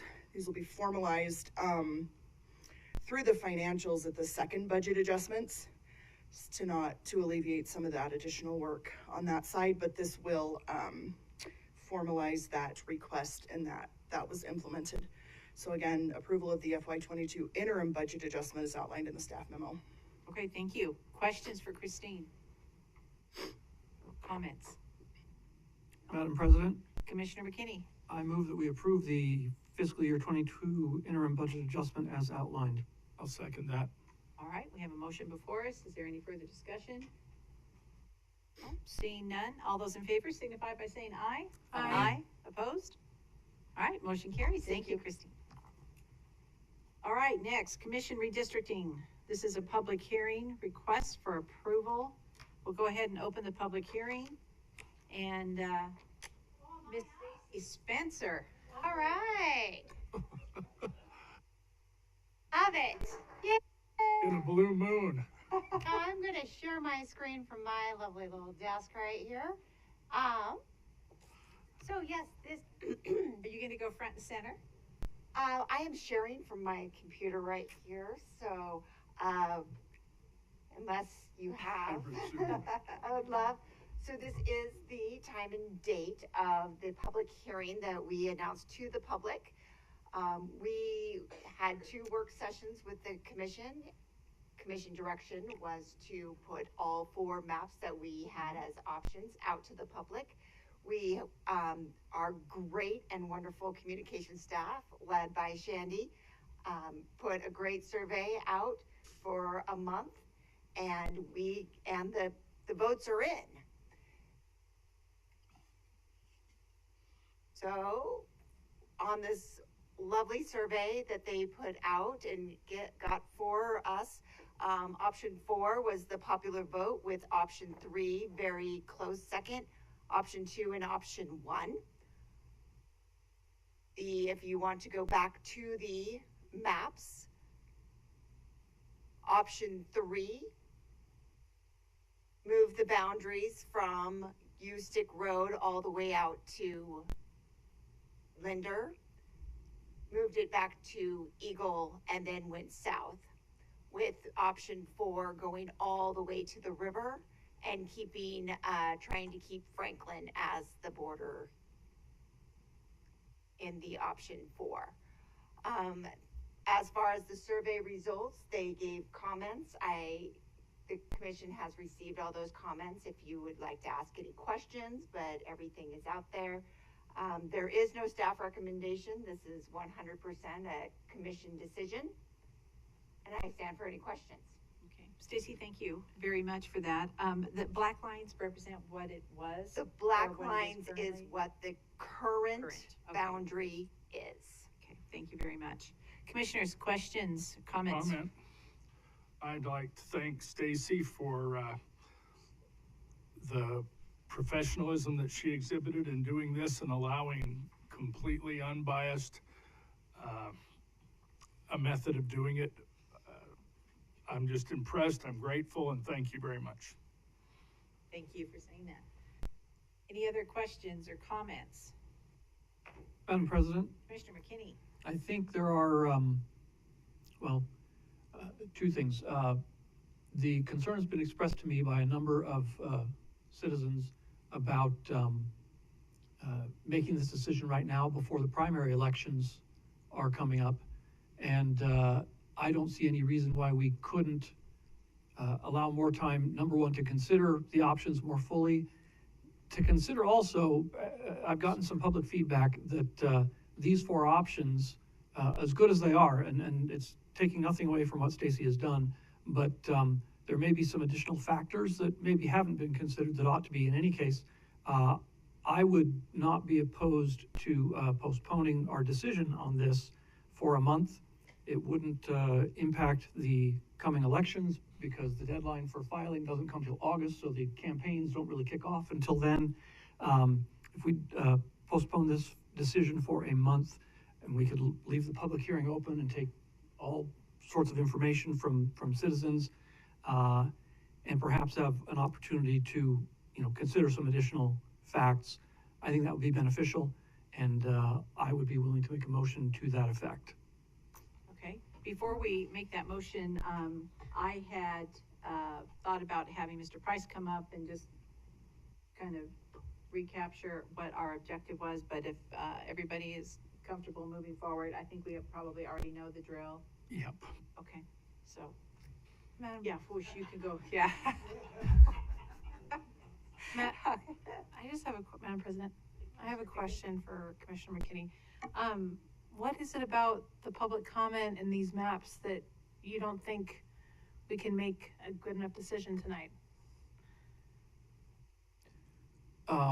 Besides just precincts. There's no way for me to answer that question now, simply because I haven't gotten all the information that I need from the members of the public who have those questions. So I'd like some time to investigate their concerns and to think about them. And I don't think this is anything we need to rush into. So it wouldn't be a problem, I don't believe, to wait a month to make this decision. We did receive some.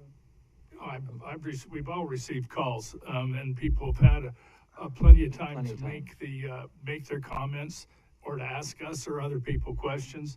I know the primary elections have absolutely nothing to do with us or this subject. All we're doing is deciding what the ideal deviation is for us, and very, very little else. And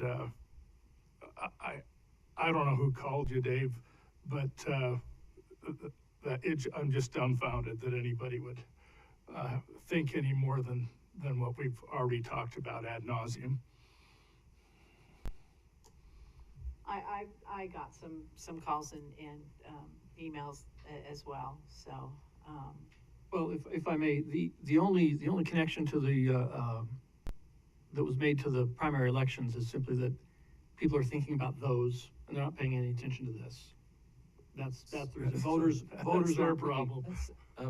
Commissioner McKinney, is there a reason why this is a public hearing, right? We opened the public hearing. So is there any reason why people can't speak to us? No, it's a public hearing. It was advertised as a public hearing. People tell me things all the time, and then they don't show up to the public hearing, and it's like, well, okay. Yeah, Marcus, you're here, so. You're up, Marcus.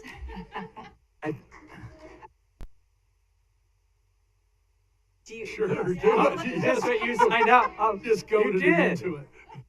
Win.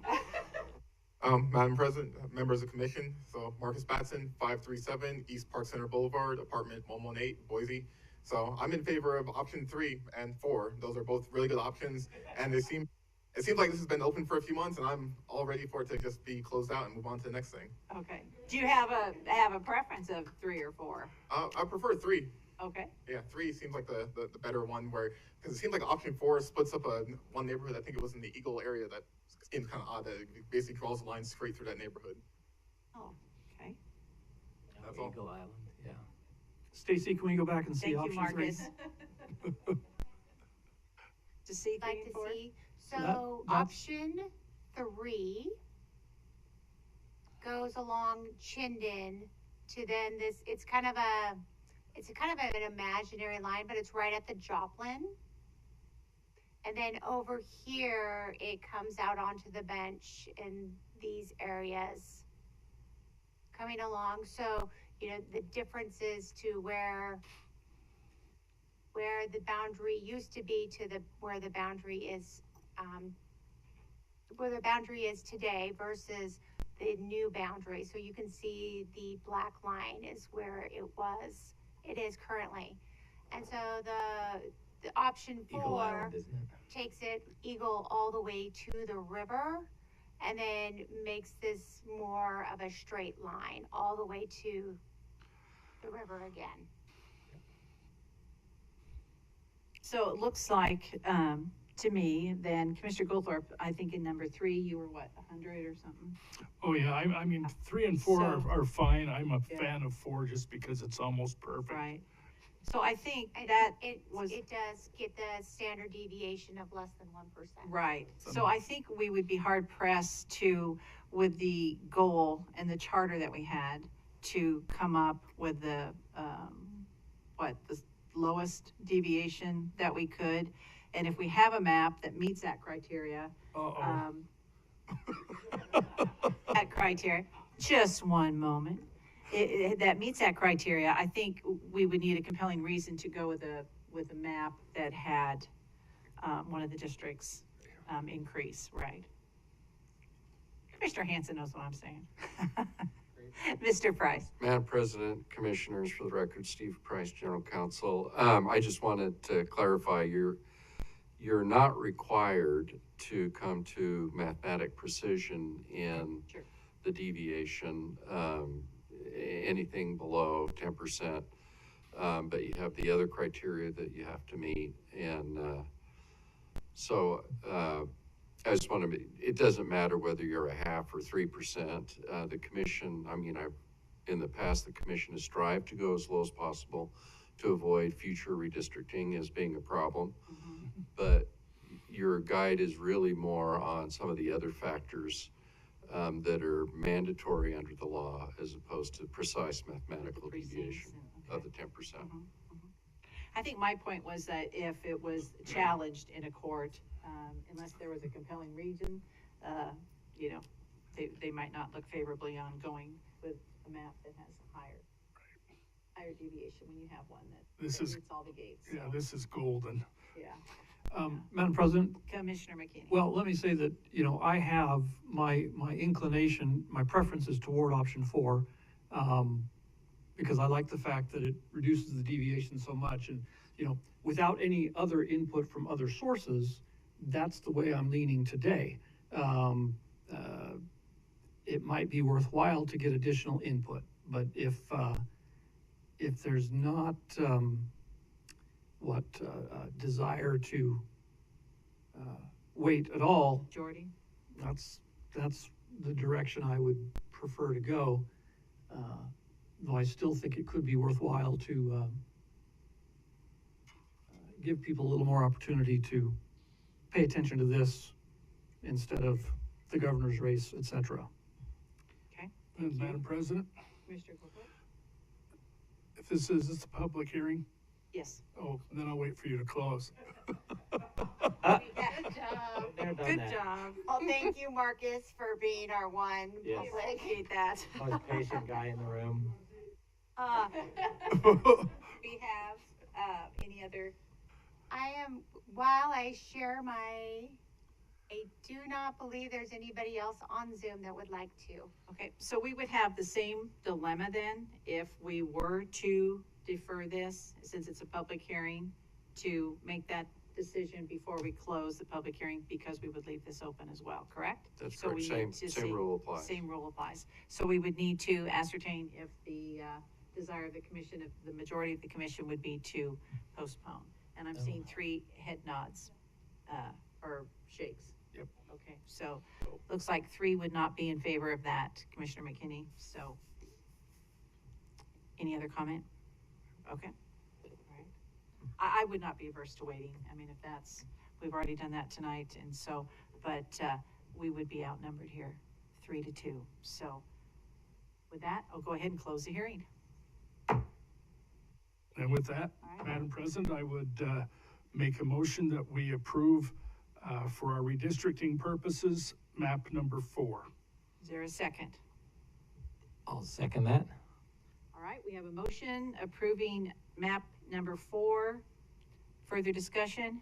Madam President, Commissioner Pickering? I just want to echo Commissioner Goldthorpe's thanks to Stacy and the rest of our staff and our team for their work in this, our communications team and getting the word out. By my math, 97% were supportive of maps 3 or 4, which is tremendous. So want to thank you for getting the word out. It's very important. All of our things are important, but this is a really big one. And I want to thank all of the respondents that took time to weigh in on the survey. It was clear it came from a variety of sources, which is exactly what we want. And just thank the public outreach and making a good decision. Thank Good you. to see that breakdown, yeah. Madam President. 97% of our survey? For 4? And just in case the gentleman who was complaining about the size of the geographic size of my district, on any map, I want to let him know that jackrabbits are not counted. Commissioner Hanson? No, I just want to echo the same thing, and I also I want to make it clear this is a nonpartisan board, and I think we should defend that nonpartisan nature of our status. We all have different lives outside of here, but it's very important that this be nonpartisan. Okay, thank you. Any other comments? All right, we have a motion before us. All in favor? Aye. Aye. Aye. Opposed? Motion carries. All right, with that takes us to public communications, which we've had a lot of, but Marcus, did you not?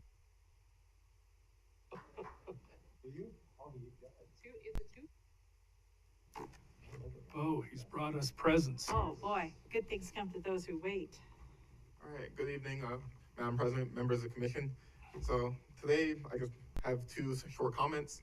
The first one is, in the upcoming month of May is going to be Bike Month, and Treasure Valley Cycling Association is going to be doing bike counts. And I actually want to invite each one of you to do 1 bicycle count during the month of May, maybe even especially during Bike Week. It would be a great way to meet your constituents.